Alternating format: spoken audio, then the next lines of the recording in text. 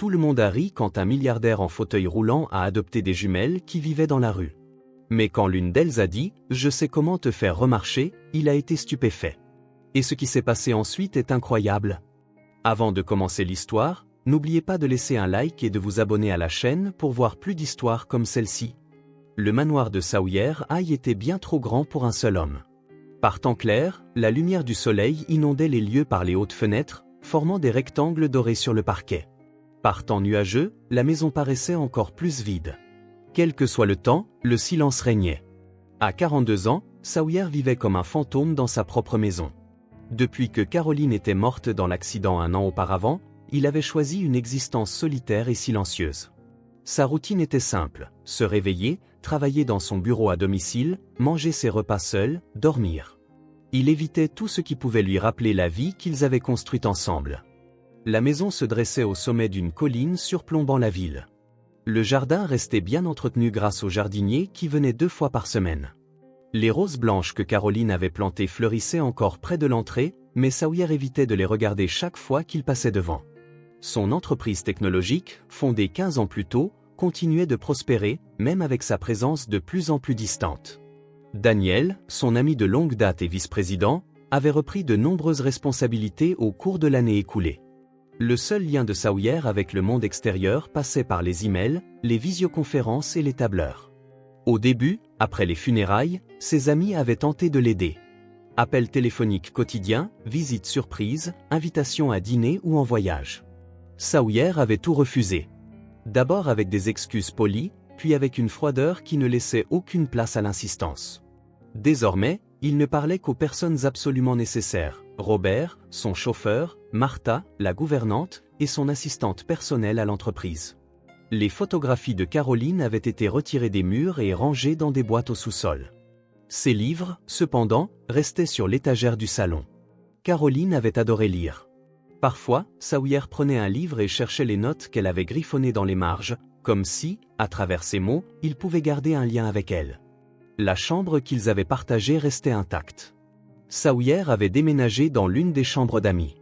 Il ne pouvait pas dormir dans le lit qu'ils avaient partagé si longtemps. Ce mercredi-là, Sawyer devait quitter la maison. Une réunion importante avec des investisseurs, une de celles qui ne pouvait se faire par visioconférence.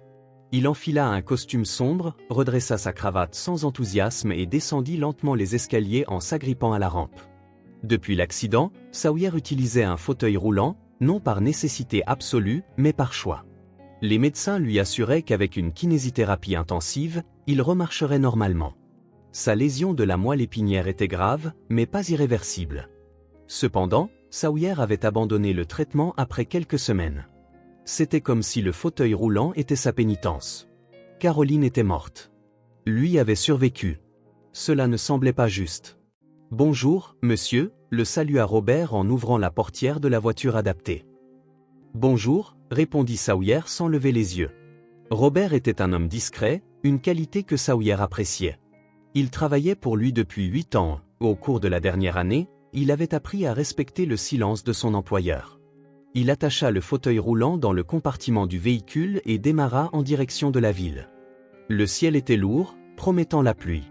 Plus tard, Sawyer regarda le paysage défiler par la fenêtre sans vraiment le voir.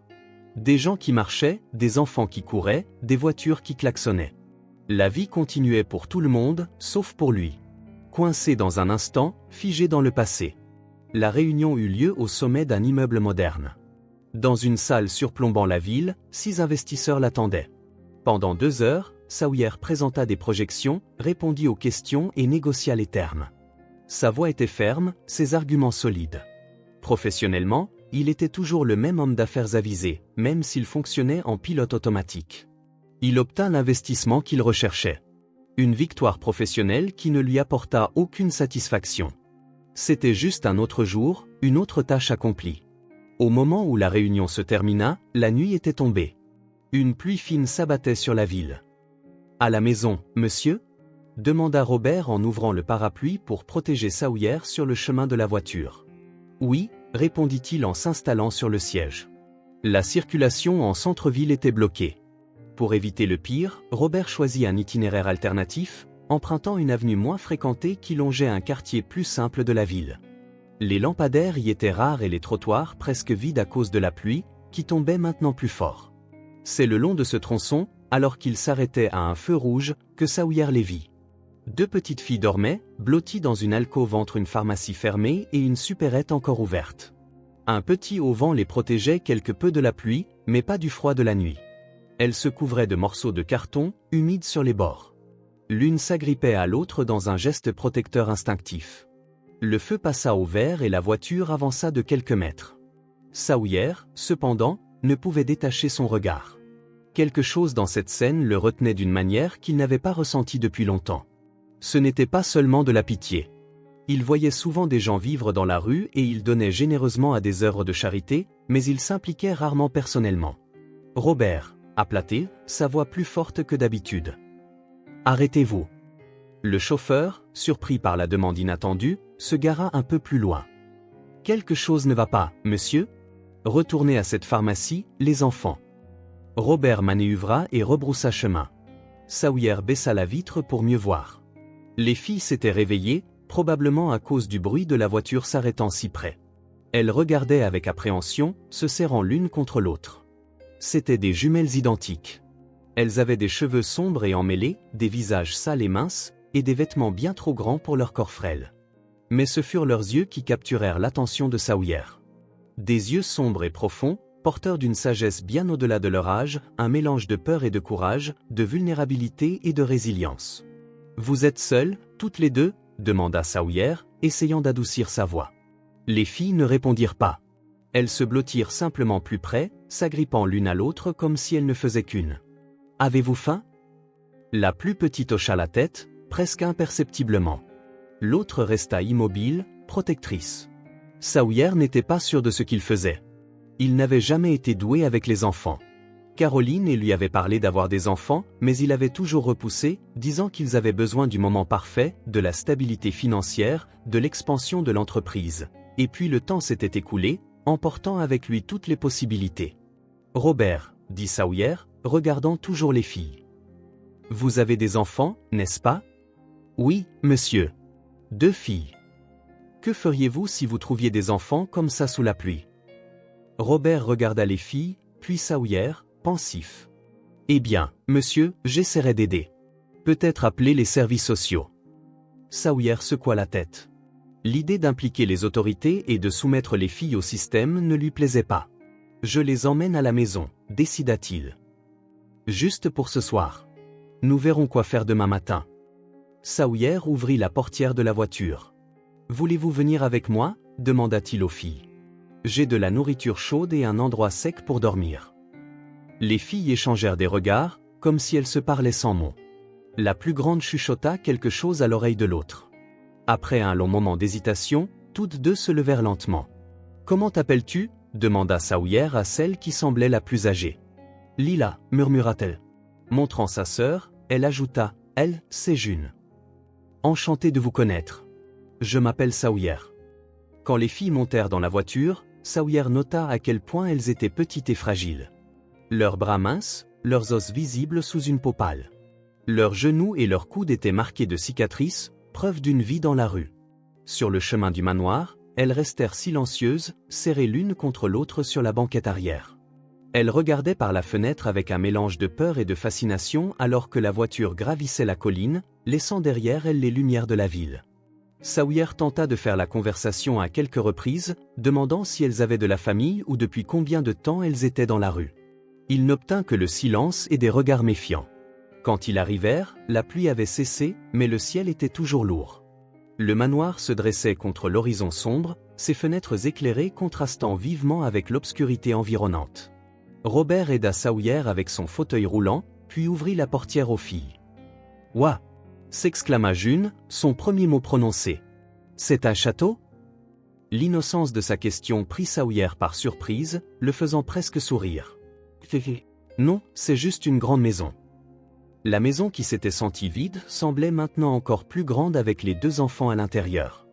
Elle paraissait minuscule dans le hall d'entrée, regardant autour d'elle avec un mélange de prudence et d'émerveillement. June pointa du doigt le lustre et les tableaux au mur. Lila restait sérieuse, observant chaque mouvement de Sawyer. La première chose que fit Sawyer fut de demander à Robert de leur préparer quelque chose à manger pendant qu'il téléphonait à Martha, la gouvernante, qui vivait dans une petite maison derrière la propriété principale. « Martha, j'ai besoin de vous à la maison principale tout de suite. C'est une urgence. » Martha arriva en quelques minutes, encore en robe de chambre par-dessus son pyjama, ses cheveux gris tordus en un chignon hâtif. En voyant les filles à l'immense table de la cuisine, mangeant les sandwichs que Robert avait préparés, ses yeux s'écarquillèrent. « Monsieur Hay? Qu'est-ce qui se passe?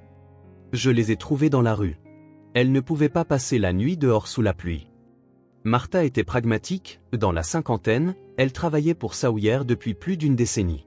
Elle ne posait jamais trop de questions, une qualité qu'il appréciait particulièrement depuis 1 an. « Elles ont besoin d'un bain », fut tout ce qu'elle dit, remarquant les vêtements humides et sales des filles, et de vêtements propres. « Pouvez-vous vous en occuper ?» Martha hocha la tête, s'approchant des filles avec un sourire doux. « Bonjour, je m'appelle Martha. Allons prendre un bon bain chaud, d'accord ?» June rendit un sourire timide. Lila se contenta d'observer, toujours aussi vigilante. « Il y a du dessert ?» demanda June, lorgnant le sandwich qu'elle était sur le point de finir.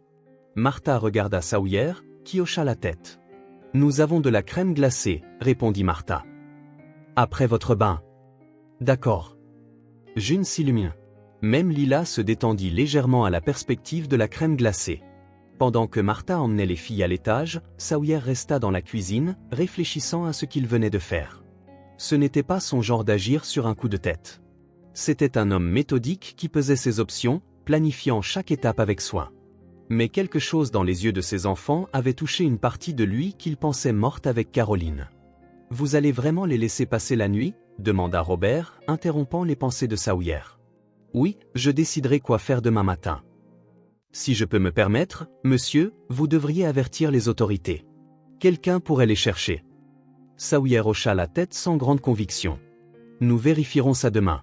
Vous pouvez rentrer chez vous maintenant, Robert. » « Merci. » Après le départ du chauffeur, Sawyer se rendit à la bibliothèque.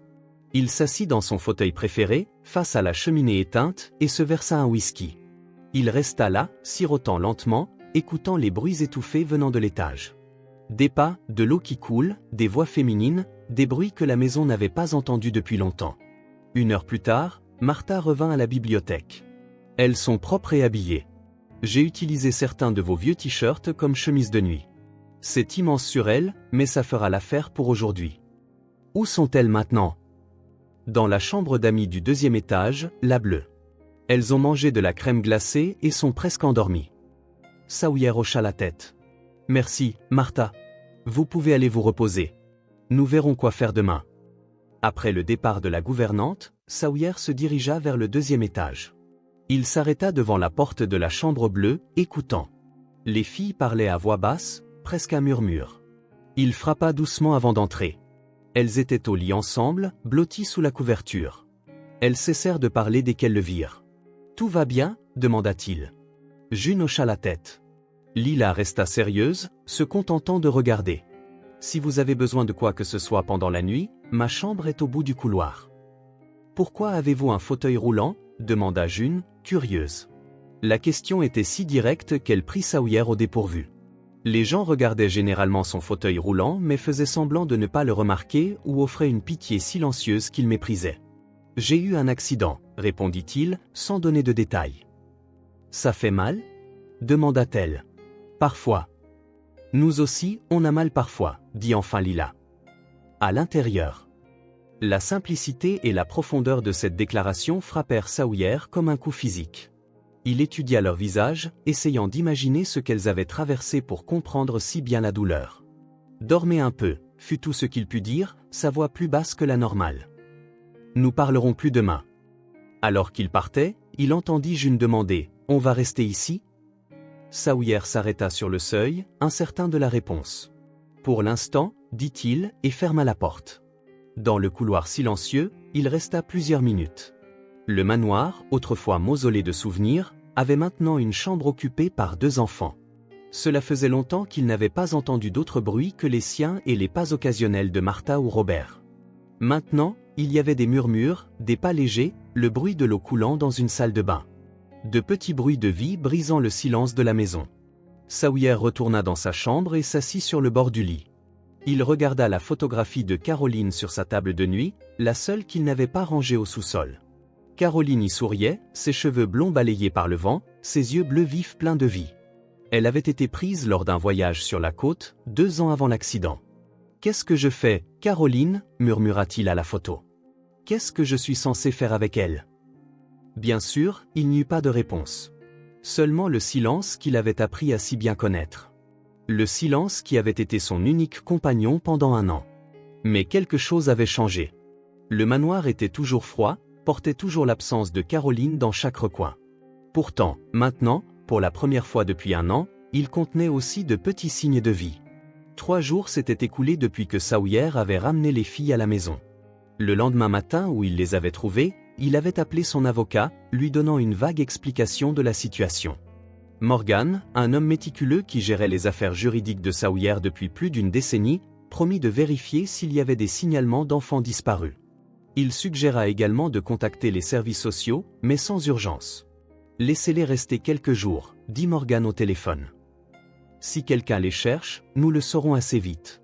Sinon, nous aurons le temps de réfléchir aux meilleures options. » Sawyer accepta, bien qu'il ne pût expliquer pourquoi il voulait qu'elle reste. Peut-être était-ce juste l'interruption de sa routine vide. Peut-être une distraction de ses propres pensées. Ou peut-être quelque chose dans les yeux de ses enfants qui touchait un endroit qu'il croyait mort. Martha, la gouvernante, se révéla étonnamment habile avec les filles. Le 2e jour, elle les emmena faire des courses pour des vêtements et des chaussures, revenant avec des sacs colorés et une étincelle dans les yeux que Sawyer n'avait pas vue depuis longtemps. Elle acheta également des livres pour enfants, du matériel de dessin et quelques jouets, une poupée pour chacune, des blocs de construction et des jeux simples. Mais les jouets restèrent pour la plupart intacts, soigneusement rangés dans le coin de la chambre qu'elles occupaient désormais. Les filles ne jouaient pas comme des enfants typiques. Elles ne couraient pas, ne faisaient pas de bruit, ne dispersaient pas les choses.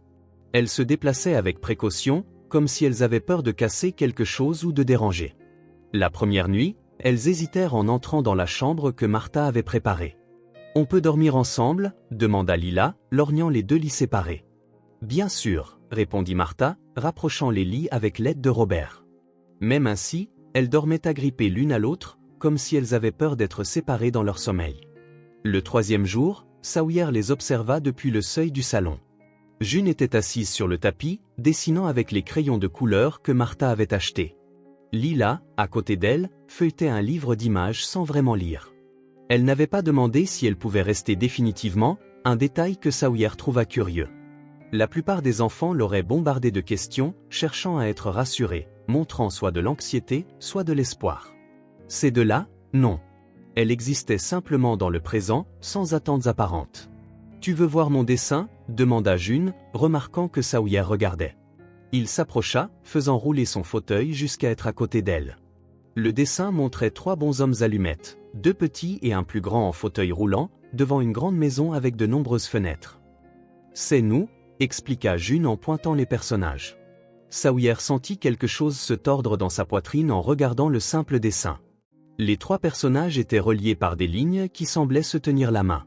« C'est très joli » dit-il, sa voix plus rauque que d'habitude.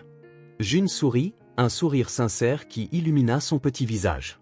Puis elle retourna à son dessin, ajoutant un soleil dans le coin du papier. Pendant le déjeuner, Sawyer remarqua à quel point les filles mangeaient lentement, savourant chaque bouchée comme si c'était quelque chose de précieux. Martha avait préparé des spaghettis à la sauce tomate et aux boulettes de viande, un plat simple qu'elle pensait que tout enfant aimerait. Elles finirent tout, mais avec une retenue inhabituelle pour leur âge. « Tu n'as pas besoin de garder de la nourriture dans ta joue, June », lui rappela doucement Martha, remarquant la tendance de la fillette à en cacher un peu. « Il y en a plein d'autres dans la casserole si tu veux te resservir. » June parut embarrassée, puis avala ce qu'elle avait gardé. « On ne sait jamais quand on aura à nouveau à manger », expliqua Lila. Toujours la protectrice, toujours celle qui parlait.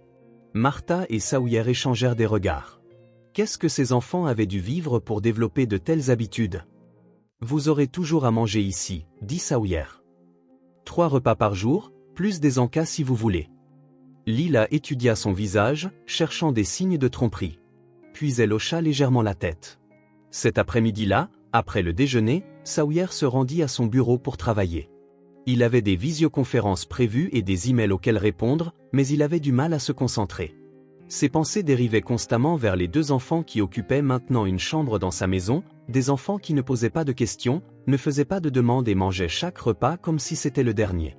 2 heures plus tard, il fut interrompu par un léger coup à la porte. « Entrez », dit-il, s'attendant à Martha. À sa surprise, c'était Lila. Elle entra avec hésitation, comme si elle testait si l'invitation était sincère. « Tu as besoin de quelque chose ?» demanda Sawyer. « Vous êtes fâché contre nous ?» La question le prit au dépourvu. « Non. Pourquoi le serais-je ? Vous restez à l'écart. On fait trop de bruit ?» Sawyer réalisa comment elle avait pu interpréter sa prise de distance. « Non, Lila. J'ai du travail à faire. Je ne suis pas fâché. » Elle parut y réfléchir, debout près de la porte. « Qu'est-ce que vous aimez faire, toutes les deux ?» demanda Sawyer, réalisant qu'il savait très peu de choses sur elle, à part leur nom. Lila haussa les épaules. « June aime dessiner. Moi, j'aime les histoires. Vous savez lire un peu ? On a appris au foyer, avant ?» Elle s'interrompit et Sawyer n'insista pas pour avoir des détails. « Je peux rester ici ?» demanda-t-elle après une pause. « Je promets que je ne vous dérangerai pas. » « Bien sûr. » Lila choisit un coin de la pièce, s'installant dans un grand fauteuil qui la faisait paraître minuscule. Elle sortit l'un des livres qu'elle avait apportés, un livre d'images sur les animaux marins, et commença à le feuilleter tranquillement. Sawyer essaya de retourner au travail, mais son attention était partagée entre l'écran d'ordinateur et la fillette silencieuse dans le coin. C'était étrange d'avoir quelqu'un d'autre dans son bureau. Pas désagréable, juste différent. Après quelques minutes, Lila reprit la parole, les yeux toujours sur le livre. « Vous avez des enfants ?» « Non, » répondit Sawyer. « Ma femme est morte il y a 1 an. Nous n'avons jamais eu d'enfants. » Il ne savait pas pourquoi il avait ajouté cette dernière partie. Peut-être parce que c'était la première fois qu'une des filles posait une question personnelle. Peut-être parce que, d'une certaine manière, il lui semblait important d'être honnête avec elle. Lila leva son regard du livre pour croiser celui de Sawyer. « Maintenant, vous avez des gens à la maison, » dit-elle avec une simplicité désarmante. Ces mots simples frappèrent Sawyer d'une manière inattendue. Ce n'était pas une tentative banale de réconfort, comme celle qu'il avait entendue aux funérailles de Caroline. Ce n'était pas de la pitié. C'était juste une observation factuelle, directe, honnête, sans prétention. « Oui, maintenant j'en ai », acquiesça-t-il. Cette nuit-là, après que les filles furent couchées, Sawyer resta dans le salon, regardant le dessin que June avait fait. 3 personnages devant une grande maison, une famille improvisée. Le 4e jour, quelque chose de subtil commença à changer. Les filles se déplaçaient dans la maison avec un peu plus de liberté. June trouva un endroit près de la fenêtre du salon où la lumière était parfaite pour dessiner. Lila découvrit la bibliothèque et y passa des heures, parcourant les livres d'images que Martha avait achetés. Sawyer décida de travailler dans le salon au lieu de son bureau. Il installa son ordinateur portable sur une table d'appoint et observa discrètement les filles explorer leur nouvel environnement. C'était plus bruyant, moins efficace, mais d'une certaine manière, plus vivant. Martha remarqua le changement. « Je n'aurais jamais pensé vous voir travailler en dehors de votre bureau », fit-elle remarquer en servant le café. Sawyer ne dit rien, mais comprit ce qu'elle voulait dire. Au cours des 12 derniers mois, il avait vécu une routine rigide, évitant tout changement. Maintenant, il enfreignait ses propres règles. Le 5e jour, une forte pluie retint tout le monde à l'intérieur. Martha dut s'absenter pour des affaires personnelles, laissant Sawyer seul avec les filles pour la première fois. Il les trouva dans le salon, l'air un peu perdu. « Vous voulez entendre une histoire ?» demanda-t-il, se surprenant lui-même de l'offre. Leurs visages s'illuminèrent. Elles coururent choisir un livre et revinrent rapidement, s'asseyant sur le tapis près de son fauteuil roulant. Sawyer commença à lire. C'était une histoire simple sur un ours qui avait perdu son chapeau rouge. En lisant, il changea sa voix pour les différents personnages, quelque chose qu'il n'avait pas fait depuis des années, pas depuis qu'il lisait à ses nièces et neveux lors des visites familiales. June riait au passage amusant. Lila étudiait attentivement les illustrations, s'imprégnant de chaque détail. À la fin de l'histoire, quand l'ours retrouva son chapeau, les 2 filles sourirent, satisfaites du dénouement. « Encore une ?» demanda June. Sawyer hésita, puis hocha la tête. « Encore une. » Une histoire se transforma en 2, puis 3. La pluie continuait dehors, offrant une bande sonore douce et réconfortante. À l'intérieur, Pour la première fois depuis longtemps, la maison était remplie de signes de vie. Le bruit des pages tournées, de petits éclats de rire quand quelque chose d'amusant se produisait, la question occasionnelle sur les illustrations. Quand Martha revint, elle les trouva tous les trois dans le salon, Sawyer dans son fauteuil roulant, lisant un livre, et les filles assises sur le tapis, complètement absorbées. Elle s'arrêta sur le seuil, ne voulant pas interrompre le moment. Et alors la grenouille dit, « Mais ce n'est pas mon étang. Je suis dans le mauvais étang. » Lut Sawyer, donnant à la grenouille une drôle de voix. June éclata de rire, un son pur qui résonna dans la pièce. Même Lila, habituellement si sérieuse, souriait. Martha recula doucement, les laissant profiter du moment. Plus tard, pendant qu'elle préparait le dîner, elle remarqua que Sawyer était plus bavard, demandant aux filles ce qu'elles aimeraient manger, écoutant réellement leurs réponses avec un intérêt sincère. « On peut avoir du gâteau pour le dessert ?» demanda June timidement. « Bien sûr », répondit Sawyer sans l'hésitation habituelle qui accompagnait ses décisions. Le dîner fut plus animé que d'habitude. Les filles parlèrent davantage, décrivant les livres qu'elles avaient lus et les dessins que June avait faits. Sawyer écoutait, posait des questions et répondait sans sa défensive habituelle, une armure qu'il portait depuis la mort de Caroline. Ce fut Lila qui souleva la question persistante pendant le dessert. « Combien de temps allons-nous rester ?» demanda-t-elle, regardant directement Sawyer. La question ne contenait ni anxiété ni peur, juste de la curiosité, comme si elle se préparait mentalement à toute réponse possible. Sawyer posa sa fourchette. Il avait parlé à Morgan ce matin-là. Il n'y avait aucun signalement d'enfant disparu correspondant à la description des jumelles. La prochaine étape serait de contacter les services sociaux, d'entamer une procédure formelle. Mais quelque chose en lui résistait à cette idée. « Aimeriez-vous rester ?» demanda-t-il au lieu de répondre directement. June hocha la tête avec enthousiasme. Lila était plus réservée, étudiant le visage de Sawyer. « Voulez-vous que nous restions ?» demanda-t-elle, révélant une compréhension au-delà de son âge de ce qui importait vraiment dans ce scénario. Sawyer regarda les deux filles, si petites, si frêles, et pourtant dotées d'une force intérieure qu'il ne pouvait qu'admirer. Il pensa à la maison vide, aux jours vides, à la vie vide qu'il avait menée pendant 1 an. Et puis il pensa aux 5 derniers jours, la maison se remplissant lentement de vie à nouveau. « Oui, » dit-il, se surprenant lui-même de la résolution dans sa voix. « Je veux que vous restiez. » June sourit, un sourire large et franc. Lila laissa un petit sourire apparaître, mais ses yeux brillaient. « Pour combien de temps ?» insista-t-elle, ayant besoin de clarté. « Aussi longtemps que vous le voudrez. Aussi longtemps que ce sera bon pour nous tous. » Ce n'était pas une promesse d'adoption. Il y avait encore de nombreux obstacles juridiques et bureaucratiques à venir, mais c'était un engagement, et les filles comme Sawyer le reconnurent. Cette nuit-là, en les bordant, Sawyer remarqua quelque chose de différent dans la chambre.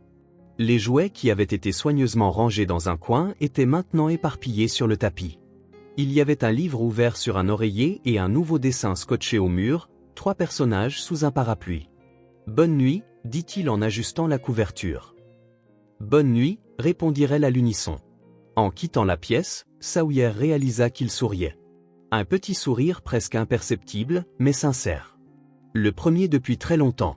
La maison était toujours trop grande. Il y avait encore des couloirs vides et le silence qui rôdait dans les coins. Mais maintenant, il y avait aussi des dessins sur le réfrigérateur, des livres d'enfants sur la table basse, le bruit de petits pas sur les planchers.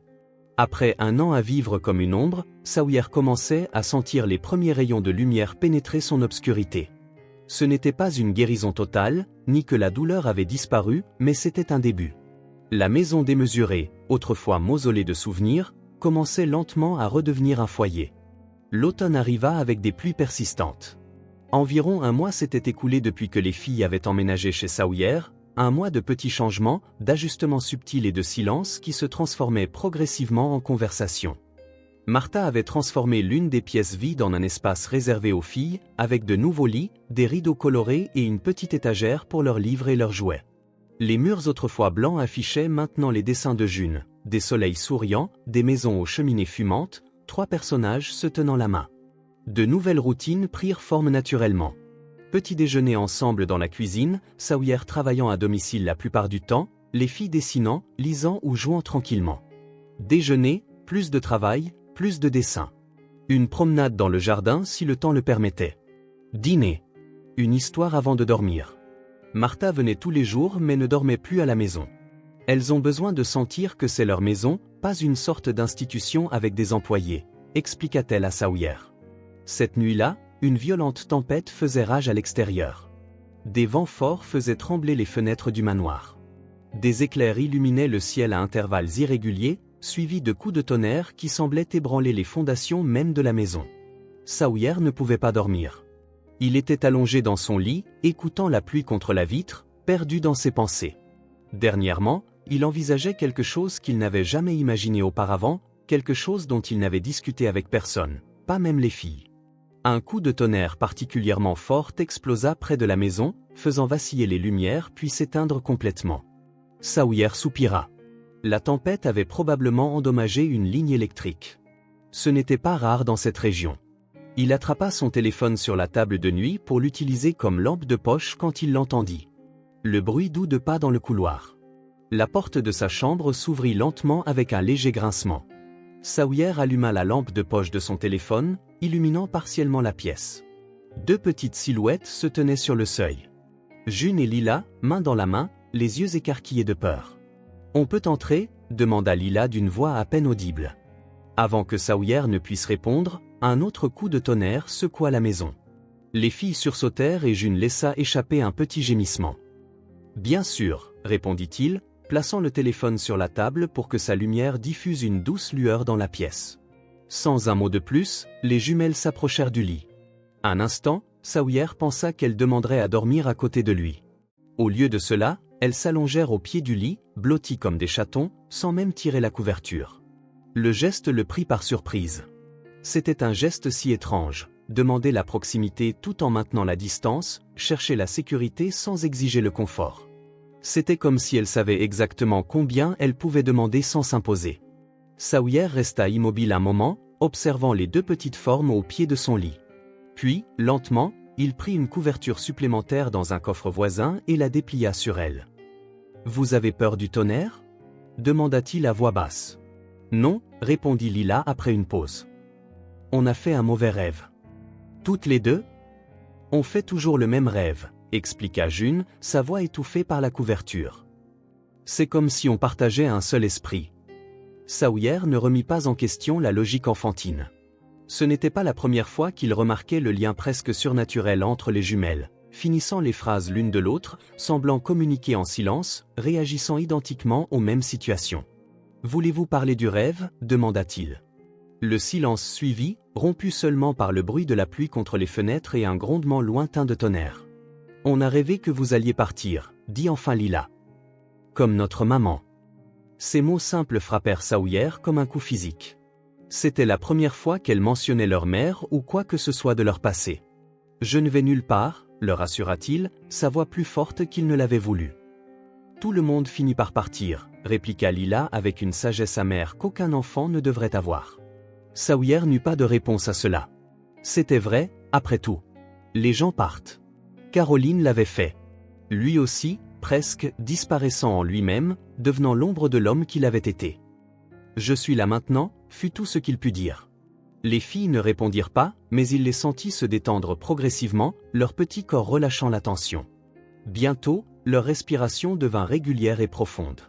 Elles s'endormirent. Sawyer resta éveillé longtemps, pensant, regardant ses deux enfants endormis. Si vulnérables, et pourtant si résilients. Il ressentit quelque chose qu'il n'avait pas éprouvé depuis longtemps. La clarté. Depuis l'accident, il vivait dans un brouillard. Pas de direction, pas de but, existant simplement. Maintenant, en regardant June et Lila, il savait exactement ce qu'il devait faire. Quand le matin vint, les filles dormaient encore. Sawyer se déplaça avec précaution pour éviter de les réveiller. La tempête était passée et la lumière du soleil filtrait maintenant à travers les rideaux. Dans la cuisine, il prépara du café et décrocha le téléphone. Il n'était que 6 heures du matin, mais il savait que Morgan, son avocat, était un lève-tôt. « Sawyer ? Quelque chose ne va pas ?» demanda Morgan, sa voix alerte malgré l'heure. « Non, rien ne va mal, » répondit Sawyer. « En fait, c'est le contraire. J'ai pris une décision concernant les filles. J'ai pensé les adopter toutes les deux. » Il y eut un moment de silence à l'autre bout du fil. Morgan connaissait bien Sawyer, savait comment il s'était retiré après la mort de Caroline, comment il s'était isolé, refusant tout ce qui pourrait redonner un sens à sa vie. « Vous êtes sûr ?» demanda enfin Morgan. « C'est une décision énorme, ça change toute votre vie. » « Ma vie a déjà changé, » répondit Sawyer. « Je ne fais que l'accepter maintenant. » Le processus serait long et complexe, prévint Morgan. Il n'y avait aucun dossier officiel des filles et personne ne les avait signalées disparues. Il devrait impliquer les services sociaux et Möglicherweise la police. Il y aurait des évaluations, des entretiens et des audiences au tribunal. Peu importe le temps que ça prendra, insista Sawyer. Elles resteront avec moi pendant le processus. Elles n'iront dans aucun foyer ni aucune famille d'accueil.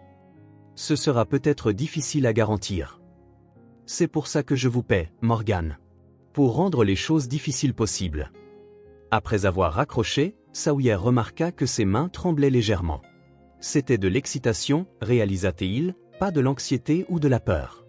L'excitation à la possibilité d'un nouveau départ, d'une nouvelle direction. Il entendit de légers pas derrière lui. June et Lila se tenaient sur le seuil de la cuisine, encore en pyjama, les cheveux en désordre. « Bonjour », dit-il en leur souriant. « Bonjour », répondirent-elles à l'unisson. « Vous avez bien dormi après le cauchemar ?» Elles hochèrent la tête, l'étudiant curieusement. Quelque chose était différent chez lui ce matin-là, et même des enfants si jeunes pouvaient le sentir. « Venez, je vais faire le petit déjeuner, dit-il en désignant les chaises à table. Ensuite, que diriez-vous d'aller au parc ? Il fait beau après la pluie. Leurs visages s'illuminèrent à cette perspective. C'était la première fois qu'il suggérait une sortie qui ne soit pas un rendez-vous chez le médecin ou pour des courses essentielles. En préparant des crêpes, Sawyer réalisa qu'il fredonnait doucement, un air que Caroline chantait le matin. Il y a un an, ce simple acte l'aurait plongé dans le chagrin. Maintenant, cela semblait naturel, presque réconfortant. Une nouvelle vie prenait forme. Pas parfaite, pas sans défi, pas sans la douleur qu'il porterait toujours, mais une vie néanmoins, une vie avec un but. Et ça, réalisa Sawyer, c'était le premier vrai pas hors de l'endroit où il était coincé depuis si longtemps. Son cœur commençait à bouger, à s'ouvrir, à retrouver son rythme normal. Éventuellement, ses jambes suivraient. Les premières semaines après que Sawyer eut décidé d'adopter les filles passèrent dans un tourbillon d'activités. Morgan, l'avocat, venait fréquemment avec des papiers à signer pour Sawyer et des mises à jour sur le processus. Une assistante sociale, Madame Lambert, visita la maison 3 fois, observant comment Sawyer et les jumelles interagissaient, posant des questions, prenant des notes. Elle parut sceptique au début, mais son regard s'adoucit à chaque visite. « C'est inhabituel, dit-elle lors de sa dernière visite, un homme seul voulant adopter 2 enfants à la fois, surtout dans votre situation. » Sawyer savait qu'elle faisait référence au fauteuil roulant, bien qu'elle fût trop polie pour le dire ouvertement. « J'ai des ressources, répondit-il. Je peux leur donner tout ce dont elles ont besoin. Les ressources matérielles ne font pas tout, monsieur Hay. Je sais. » Madame Lambert regarda June et Lila jouer dans le jardin par la fenêtre.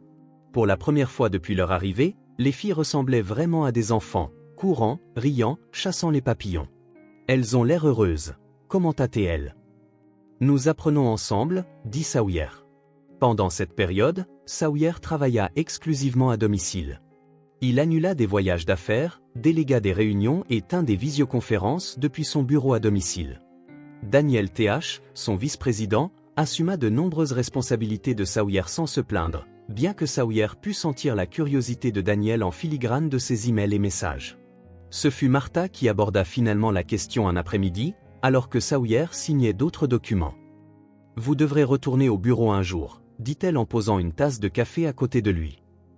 Les gens parlent. Parlent de quoi? De vous, des filles, les rumeurs se répandent vite. Sawyer haussa les épaules. Laissez-les parler. Mais il savait que Martha avait raison. High Technology employait plus de 200 personnes. Il était le fondateur, le visage de l'entreprise. Son absence prolongée sans explication claire alimentait les spéculations. Une semaine plus tard, le processus d'adoption officiellement en cours et les filles inscrites dans une école voisine, Sawyer décida qu'il était temps de revenir. « Je serai à la maison pour le dîner », promit-il en leur disant au revoir à lundi matin.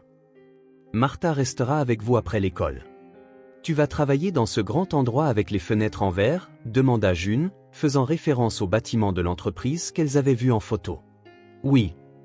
On pourra visiter un jour ?» La question le prit au dépourvu. L'idée que sa vie personnelle et professionnelle se chevauchent lui paraissait étrange. Avant l'accident, Caroline visitait rarement son bureau. Après, il avait gardé tout le monde à distance. Bien sûr, répondit-il, se surprenant lui-même. Un de ces jours. Robert attendait à l'entrée. Sur le trajet vers le centre-ville, Sawyer se sentit inhabituellement nerveux. C'était absurde, pensa-t-il. C'était son entreprise, celle qu'il avait bâtie de toutes pièces. Pourquoi se sentait-il comme un intrus? Quand ils arrivèrent, Janet, son assistante depuis 7 ans, le salua avec un sourire prudent. « Bon retour, monsieur Hay. Tout le monde vous attend dans la salle de conférence. » Sawyer avait prévu une réunion avec l'équipe de direction pour son premier matin de retour. Mieux valait tout aborder de front, pensa-t-il. La pièce devint silencieuse quand il entra. 8 visages l'observaient, certains curieux, d'autres mal à l'aise, tous prudents. Daniel se leva, tendant la main. « Content de te revoir, Sawyer. » Sawyer lui serra la main, reconnaissant de la normalité du geste. « Merci de m'avoir couvert. » La réunion commença par des mises à jour de projets et des rapports financiers. Tout semblait se dérouler sans heurts, même sans sa présence constante. Cela aurait dû être rassurant, mais d'une certaine manière, cela le fit se sentir encore plus déplacé. Quand la partie formelle de la réunion se termina, Daniel s'éclaircit la gorge. « Alors, Sawyer, y a-t-il quelque chose que tu aimerais partager avec l'équipe sur une note personnelle ?» La pièce devint tendue. Clairement, tout le monde se doutait ou avait entendu quelque chose. « J'adopte 2 filles, dit Sawyer sans embâge. C'est pourquoi j'ai travaillé à domicile ces dernières semaines. » Un bref silence suivit. Puis Eric, le directeur financier, laissa échapper un petit rire. « Sérieusement? Toi, avec des enfants? » « Oui, répondit Sawyer, gardant sa voix neutre. « Moi. J'ai entendu dire que tu les avais trouvés dans la rue, demanda Melissa, la directrice marketing, essayant de paraître désinvolte. C'est vrai? Oui. Un murmure se répandit dans la pièce. Eric se pencha vers Kevin, le directeur du développement, chuchotant quelque chose qui fit que Kevin tenta d'étouffer un rire. Quelque chose de drôle, demanda Sawyer, les yeux fixés sur les 2 hommes. Non, rien, répondit rapidement Kevin. Mais Eric, plus direct ou plus imprudent que les autres, haussa les épaules. C'est juste, eh bien, c'est inattendu. Tu n'as jamais montré d'intérêt pour les enfants avant, et maintenant, tout d'un coup, tu es père de 2 filles que tu as trouvées dans la rue. Le ton condescendant dans sa voix était indubitable. Sawyer surprit quelques sourires narquois autour de la table. Ce qu'Eric veut dire, intervint Daniel, essayant d'arrondir les angles, c'est que nous sommes surpris. Heureux pour toi, bien sûr, mais surpris. Il est devenu papa de 2 gamines des rues, entendit Sawyer Kevin marmonner à Eric, pas assez bas. La pièce devint silencieuse. Tout le monde réalisa qu'une ligne avait été franchie. Sawyer sentit une vague de colère monter dans sa poitrine. Pas la colère froide et distante qu'il avait ressentie si longtemps, mais quelque chose de chaud et de protecteur. Avant l'accident, il aurait pu répondre par une réprimande sévère ou même renvoyer Kevin sur le champ. Mais maintenant, il sentait une réponse différente émerger. « Elles s'appellent June et Lila, dit-il, la voix calme et ferme. Elles ont les cheveux noirs, les yeux marrons et le même sourire. June dessine des petits soleils partout. Lila peut mémoriser des pages entières d'un livre après les avoir lues une fois. Elles dorment en se tenant la main et finissent les phrases l'une de l'autre. » La pièce devint complètement silencieuse. Même Eric avait l'air mal à l'aise. « Quand je les ai trouvées, continua Sawyer, ma maison était un endroit vide. J'étais un homme vide, passant mes journées à travailler, mes nuits à simplement exister, sans but, sans direction. » Il marqua une pause, regardant autour de la table, croisant le regard de chaque personne. « Elles ont changé ma vie. Je ne m'attends pas à ce que vous compreniez. » Ces mots restèrent en suspens. Les sourires narquois avaient disparu. Kevin avait l'air prêt à s'enfoncer dans sa chaise. « Je continuerai à travailler principalement à domicile au cours des prochains mois, conclut Sawyer.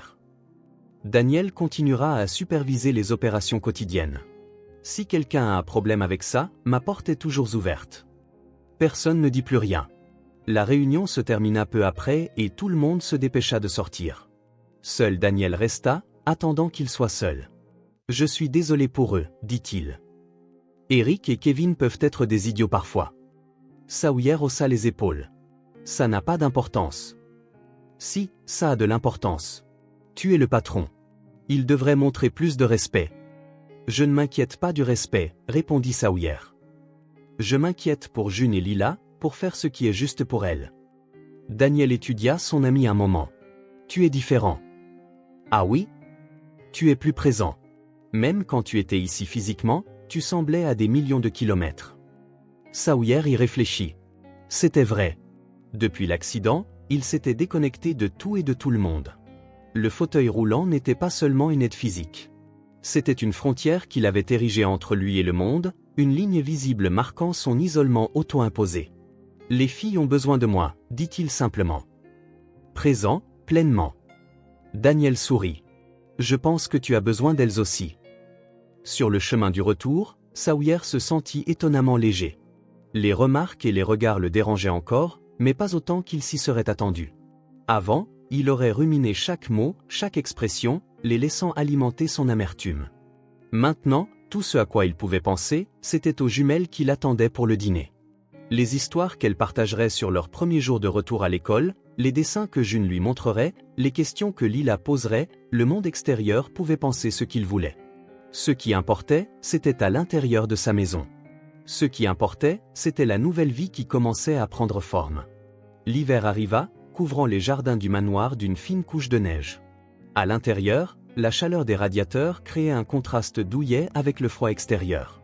Sawyer observait les filles par la fenêtre de la bibliothèque alors qu'elles pointaient du doigt les flocons de neige qui descendaient du ciel. 3 mois s'étaient écoulés depuis qu'il avait entamé le processus d'adoption.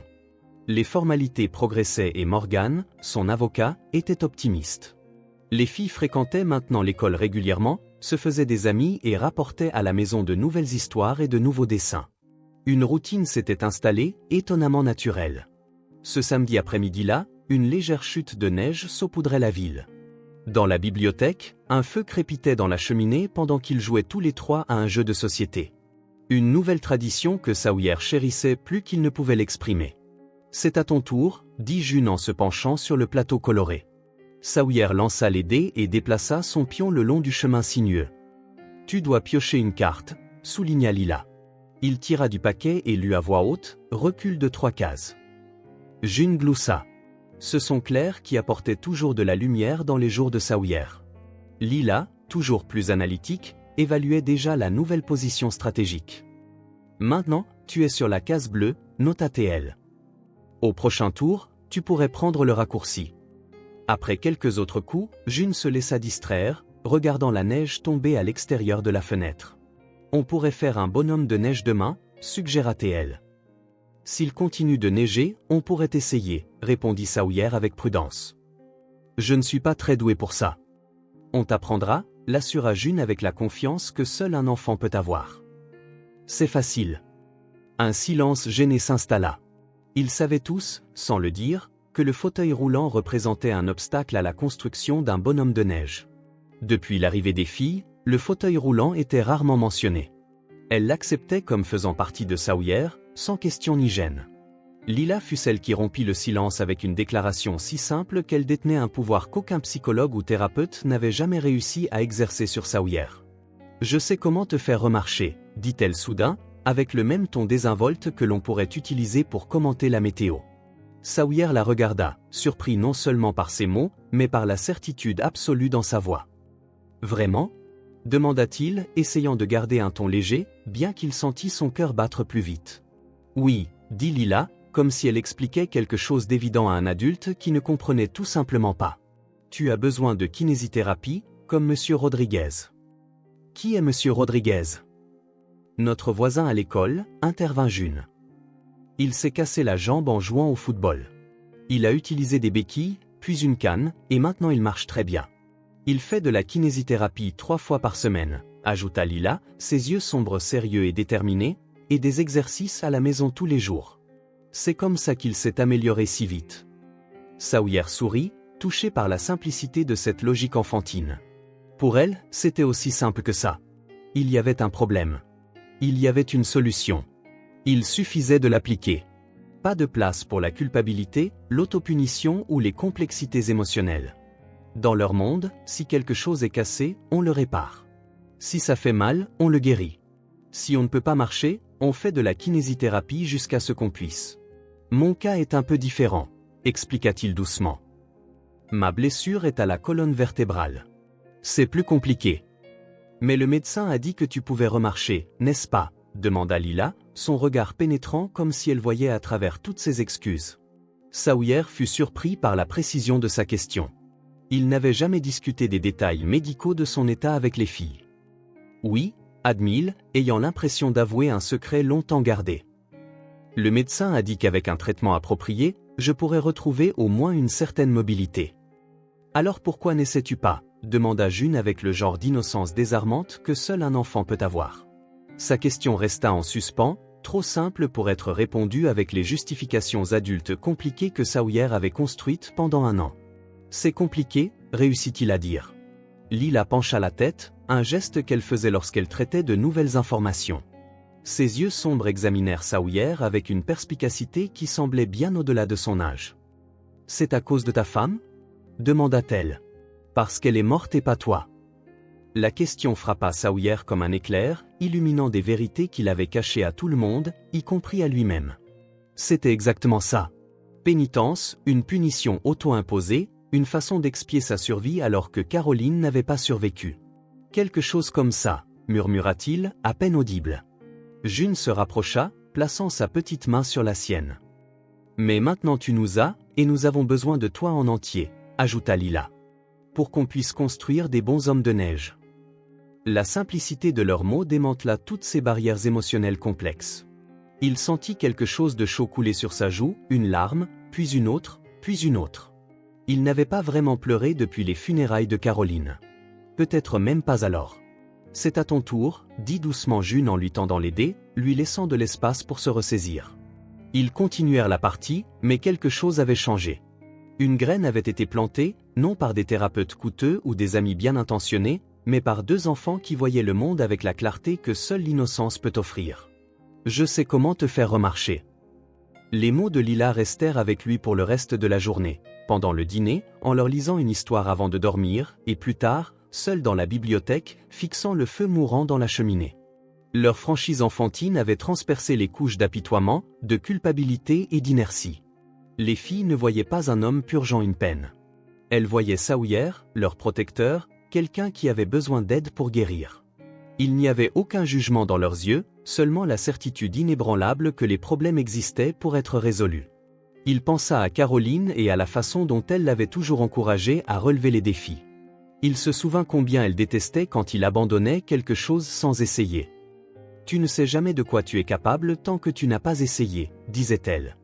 Il pensa aux filles et à la façon dont elles méritaient un père qui pourrait courir avec elles dans le jardin, leur apprendre à faire du vélo, construire des bons hommes de neige, et pour la première fois depuis longtemps, il s'autorisa à penser à lui-même, non pas comme un survivant coupable, non pas comme un veuf en deuil, mais comme un homme qui pourrait encore avoir un avenir qui impliquait deux petites filles qui ne voyaient pas ce qu'il avait perdu, mais ce qu'il pouvait encore devenir. Le lendemain matin, après le départ des filles pour l'école, Sawyer décrocha le téléphone et passa un appel qu'il évitait depuis plus d'un an.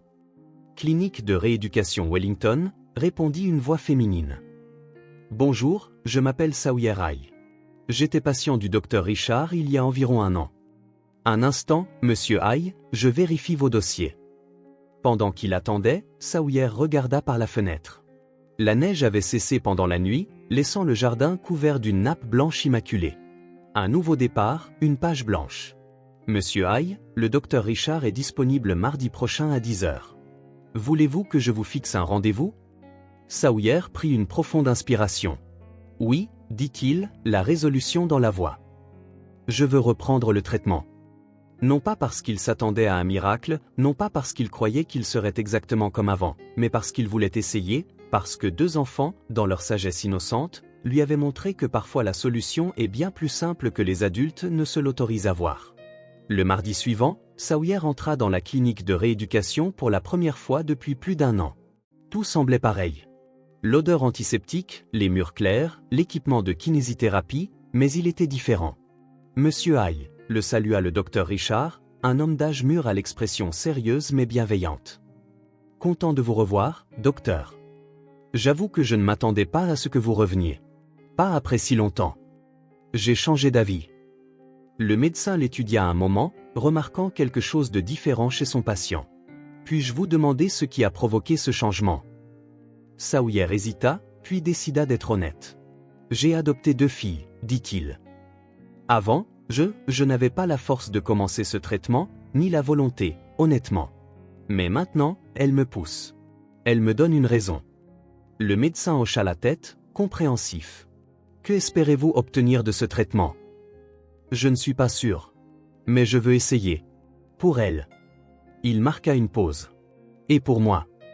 Le médecin sourit légèrement. C'est suffisant pour moi. Commençons par une nouvelle évaluation et définissons un plan de traitement. Son expression devint plus sérieuse. Je dois vous faire comprendre, monsieur Hay. Beaucoup de temps s'est écoulé. Le processus sera plus difficile maintenant. Il y aura de la douleur, de la frustration, des moments où vous voudrez abandonner. Je suis prêt. Votre blessure n'a jamais été complètement invalidante. La paralysie avait une forte composante psychosomatique, aggravée par le traumatisme émotionnel de l'accident. Sawyer hocha la tête. Il avait déjà tout entendu, mais à l'époque, les mots sonnaient creux, comme si les médecins offraient un faux espoir. Il n'avait pas eu la force intérieure d'affronter le chemin exténuant de la guérison. Il manquait de motivation pour endurer la route difficile du retour. Mais maintenant, ces mêmes mots semblaient une possibilité réelle, un chemin qui valait la peine d'être emprunté, aussi difficile soit-il. Les mois suivants furent exactement comme le docteur Richard l'avait prédit, difficiles, douloureux et frustrants. 3 fois par semaine, Sawyer se rendait à la clinique pour des séances qui le laissaient épuisé et endolori comme il ne l'avait pas été depuis longtemps. Les autres jours, il faisait des exercices à la maison avec un thérapeute privé. Les jours où la motivation faiblissait, où la douleur semblait trop grande, où les progrès paraissaient inexistants, c'étaient les filles qui le faisaient tenir. Leurs expressions pleines d'espoir, leur certitude enfantine qu'il réussirait, leur foi inébranlable en sa guérison. Tout cela l'alimentait lorsque sa propre résolution faillait. Les premières semaines n'apportèrent que peu de progrès visibles. Ses muscles, atrophiés par une inutilisation prolongée, protestaient à chaque mouvement. Son corps semblait combattre sa volonté, refusant d'obéir même aux commandes les plus simples. L'humiliation était peut-être le plus difficile. Sawyer, qui autrefois tirait fierté de son indépendance et de sa force, avait maintenant besoin d'aide pour des exercices de base, tombant devant des étrangers, devant être soulevé comme un enfant, transpirant abondamment pour accomplir des mouvements qui étaient autrefois automatiques. Tout cela blessait sa fierté. Mais les filles, elles, transformaient chaque petit pas en une victoire monumentale. Le premier jour où il rentra de la clinique, épuisé et découragé, il trouva sa chambre décorée de dessins colorés que June avait faits. L'un disait « Papa fort », montrant un bonhomme allumette debout et souriant. Un autre montrait 3 personnes se tenant la main, marchant ensemble. Le lendemain, Lila arriva avec un grand tableau qu'elle et Martha avaient fait. Tableau de progression, y lisait-on en haut. En dessous, une série d'objectifs, chacun avec une ligne pour de petites étoiles dorées. Chaque fois que tu pourras faire quelque chose de nouveau, expliqua Lila avec le sérieux d'une petite scientifique, nous y mettrons une étoile. Pour elle, il n'y avait ni échec ni revers, juste des rythmes de progression différents. Leur logique enfantine transformait chaque séance de thérapie en une opportunité, pas en un rappel de ses limites. Elle ne voyait pas un homme brisé essayant de se réparer. Elle voyait quelqu'un devenir plus fort de jour en jour.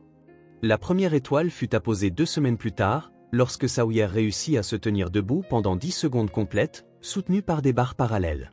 Pour un observateur extérieur, cela aurait pu être un exploit mineur, mais pour les filles, ce fut une célébration digne des Jeux Olympiques. Première étoile, cria June en sautant d'excitation. Lila, solennelle, monta sur une chaise et plaça soigneusement une étoile dorée sur la première ligne du tableau. 10 secondes debout, lut-elle à voix haute, comme si elle annonçait un exploit historique. Il lui fallut 3 semaines pour doubler ce temps, mais la 2e étoile fut apposée avec la même excitation. Puis la 3e, lorsqu'il fit son premier pas avec soutien, et la 4e, lorsqu'il réussit 3 pas d'affilée. Les jours où l'épuisement l'emportait sur la détermination, où la douleur le faisait douter que tout cela en vaille la peine, Sawyer regardait ce tableau d'étoiles, la collection toujours croissante de dessins de June, et les yeux pleins d'espoir des filles. Il y trouvait une force qu'il n'avait jamais eue seul. Elle le poussait au-delà de ses limites, au-delà de ce qu'il pensait possible. Les filles ne perdaient jamais leur enthousiasme. Elles ne montraient jamais d'impatience. Elles ne se demandaient jamais si tout cela en valait la peine. Dans leur esprit, le résultat final était certain, Sawyer remarcherait. La seule inconnue était quand. Parfois, elle l'accompagnait à la clinique, s'asseyant tranquillement dans un coin. Les thérapeutes craignaient initialement que leur présence ne mette la pression sur Sawyer. Au lieu de cela, ils découvrirent qu'il essayait plus fort, endurait plus quand elles étaient là. « Tu peux le faire !» criait June lorsqu'il tentait un exercice particulièrement difficile. « Prends d'abord une profonde inspiration », conseillait Lila, faisant écho à ce qu'elle avait entendu des professionnels. 4 mois après le début du traitement, Sawyer réussit à faire ses premiers pas sans soutien. Ce n'était que 3 pas instables et chancelants avant que ses jambes ne cèdent et qu'ils doivent être rattrapés par quelqu'un. Mais c'étaient 3 pas qui avaient semblé impossibles 1 an auparavant. Sa grande étoile pour aujourd'hui, déclara June. Et ce fut le cas. Une étoile dorée, 2 fois plus grande que les autres, fut placée sur le tableau de progression cette nuit-là. Après que les filles furent couchées, Sawyer regarda ce tableau d'étoiles. Chacune était une petite victoire sur l'inertie qui avait régi sa vie pendant trop longtemps. Chacune brillait comme un rappel que la vision simple et directe d'un enfant, si c'est cassé, répare-le ou pouvait être plus sage que toutes les rationalisations adultes compliquées. Son corps répondait au traitement, lentement, douloureusement, mais sûrement. Son esprit répondait aussi. L'amertume qu'il avait consumée si longtemps commençait à s'estomper, comme la neige fondant sous le soleil printanier. À sa place grandissait quelque chose de nouveau, l'espoir, la possibilité, un avenir. Je sais comment te faire remarcher. Lila avait eu raison, après tout. Pas seulement à propos de la kinésithérapie, mais à propos de quelque chose de plus fondamental, voir des solutions là où les adultes ne voient que des obstacles, avoir le courage d'essayer quand la peur de l'échec paralyse, et la sagesse de voir le monde non pas seulement tel qu'il est, mais tel qu'il pourrait être. Il ne faisait pas cela seulement pour les filles. Il réalisait qu'il le faisait aussi pour lui-même. Parce que, d'une manière ou d'une autre, la simplicité clairvoyante des enfants avait pénétré toute la culpabilité et l'autopunition pour révéler une vérité oubliée, que peut-être, juste peut-être, il méritait une seconde chance. Son corps commençait à répondre. Son esprit aussi. Le printemps arriva. Les arbres du jardin du manoir firent éclore leurs premiers bourgeons verts et quelques fleurs précoces apparaissaient déjà dans les parterres. Le temps était plus doux maintenant, bien que les matins fussent encore frais, avec les derniers relents de l'hiver. 2 autres mois s'étaient écoulés depuis que Sawyer avait commencé la kinésithérapie, 2 mois de progrès constant mais lent, avec une moyenne de 2 étoiles dorées sur le tableau par semaine. De petites victoires que les jumelles célébraient comme des exploits monumentaux. Sawyer avait établi une routine, lundi, mercredi et vendredi à la clinique, exercice à domicile les autres jours. Martha réorganisa l'une des pièces du manoir en un mini-espace de rééducation, avec des barres parallèles, des poids légers et d'autres équipements recommandés par ses thérapeutes. Les filles voulaient toujours être impliquées. June dessinait pendant que Sawyer faisait ses exercices, Lila comptait les répétitions à voix haute comme une petite coach. Le processus d'adoption se déroulait bien aussi. Après de nombreux entretiens et évaluations, Morgan dit qu'ils approchaient de la décision finale du juge. Ce vendredi-là, le docteur Richard suggéra un nouveau défi. « Vous faites de grands progrès, monsieur Hay », dit-il en parcourant les notes du thérapeute. « Je pense que nous pouvons essayer quelque chose de plus avancé aujourd'hui. » Le nouvel exercice exigeait que Sawyer se tienne debout sans soutien et fasse une rotation complète, pivotant sur son axe. Cela semblait simple, mais exigeait coordination et équilibre. Il était encore en train de se reconstruire. « Essayons avec un seul thérapeute à vos côtés », suggéra le docteur Richard. « Ryan se rapproche, mais il ne vous tiendra pas cette fois. » Sawyer accepta. Les filles, qui avaient été autorisées à assister à la séance ce jour-là, étaient assises sur un banc voisin, les yeux remplis d'anticipation. June serrait un morceau de papier et un crayon, prête à dessiner son triomphe. Lentement, Sawyer lâcha les barres parallèles, sentant ses jambes supporter son poids. Se tenir debout sans aide n'était plus aussi intimidant. Il pouvait le faire pendant environ 1 minute maintenant. « Bien, Ryan », encouragea le thérapeute. « Maintenant, tournez lentement vers votre droite, un petit pas à la fois. » Sawyer inspira profondément et commença à tourner. 1 pas, 2 pas, 3. Il était presque à mi-chemin quand cela arriva. Un spasme dans sa jambe droite, suivi d'une faiblesse soudaine dans ses genoux. Il tenta de retrouver son équilibre, mais c'était trop tard. Il tomba. Ce ne fut pas une chute douce. Son corps heurta le sol matelassé du gymnase avec suffisamment de force pour faire mal. Ryan tenta d'amortir la chute, mais ne put que protéger la tête de Sawyer de l'impact. « Sawyer !» cria June en sautant du banc. Lila resta assise, les yeux écarquillés de choc. « Je vais bien », dit Sawyer automatiquement. Mais il n'allait pas bien. La douleur physique était vive, mais pire encore était le sentiment de défaite, de honte, d'échec. Il fallut 4 personnes pour l'aider à remonter dans le fauteuil roulant. Sa jambe droite lui lançait. Pas d'os cassé, l'assura le médecin après un examen rapide, mais il aurait d'importantes contusions. Ce sont des choses qui arrivent en rééducation, tenta de le rassurer le docteur Richard. Les chutes font partie du processus. Nous ne pouvons pas les laisser nous décourager. Mais Sawyer l'entendait à peine. Il regardait les filles, maintenant debout à côté de sa chaise, les visages remplis d'inquiétude. Il ressentit quelque chose qu'il n'avait pas ressenti depuis longtemps, une honte aiguë mêlée au sentiment d'avoir déçu quelqu'un. Le trajet de retour fut silencieux. Les filles, habituellement bavardes après les séances, restèrent silencieuses sur la banquette arrière. Lila tenait le dessin que June avait fait, non pas de la victoire qu'elles espéraient, mais de Sawyer aidé à se relever après la chute. À la maison, Martha attendait avec le déjeuner prêt. Sawyer toucha à peine à sa nourriture. Son esprit rejouait la chute encore et encore, comme un film en boucle. Le sentiment d'impuissance, d'avoir son corps le trahir une fois de plus, était écrasant. « Sawyer n'a pas faim aujourd'hui », dit June à Martha quand il s'excusa avant le dessert. Dans sa chambre, assis sur le lit, Sawyer décrocha le téléphone et appela la clinique. « Je voudrais annuler ma séance de lundi », dit-il à la réceptionniste. « Vous êtes sûr, monsieur Hay ? Le docteur Richard recommande généralement de garder la routine, surtout après. »« J'en suis sûr », l'interrompit-il. « En fait, je vais devoir suspendre le traitement. Je rappellerai quand je serai prêt à reprendre. » Après avoir raccroché, il resta assis en silence pendant longtemps. Puis il se leva, verrouilla la porte de sa chambre et y resta seul.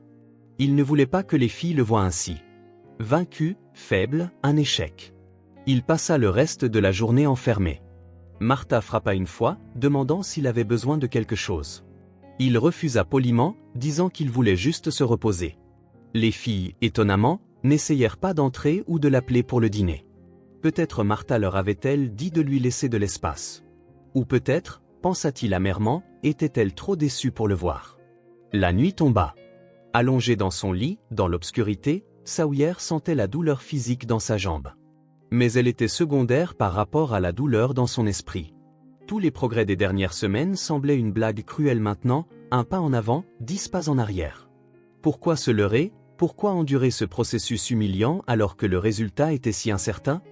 Il était perdu dans ses sombres pensées quand il l'entendit.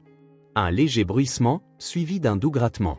Il se redressa dans son lit et alluma la lampe. Un morceau de papier avait été glissé sous la porte. Une simple feuille pliée en deux. Sawyer le ramassa avec une légère appréhension. Il l'ouvrit lentement. À l'intérieur se trouvait un dessin de June, Sawyer debout, tenant la main des 2 filles. Au-dessus, d'une écriture soignée qu'il reconnut comme celle de Lila, il y avait les mots « Si tu ne peux pas le faire aujourd'hui, nous essaierons encore ensemble demain ». La simplicité de ce message le frappa comme une vague. Il n'y avait aucun blâme dans leurs mots, aucune déception, juste l'acceptation de la difficulté et une promesse de camaraderie, de soutien, de partenariat. Une boule monta dans la gorge de Sawyer. Des larmes qui avaient refusé de couler pendant la chute humiliante coulaient maintenant librement. Ce n'étaient pas des larmes d'apitoiement ou de honte, mais de soulagement, de gratitude, et la prise de conscience qu'il n'avait pas à affronter cela seul. Il serra le papier contre sa poitrine pendant un long moment. Puis, prenant une profonde inspiration, il se leva et se dirigea vers la porte, ses jambes lui faisant encore mal, sa fierté encore blessée, mais quelque chose en lui avait changé. Il déverrouilla la porte et l'ouvrit lentement.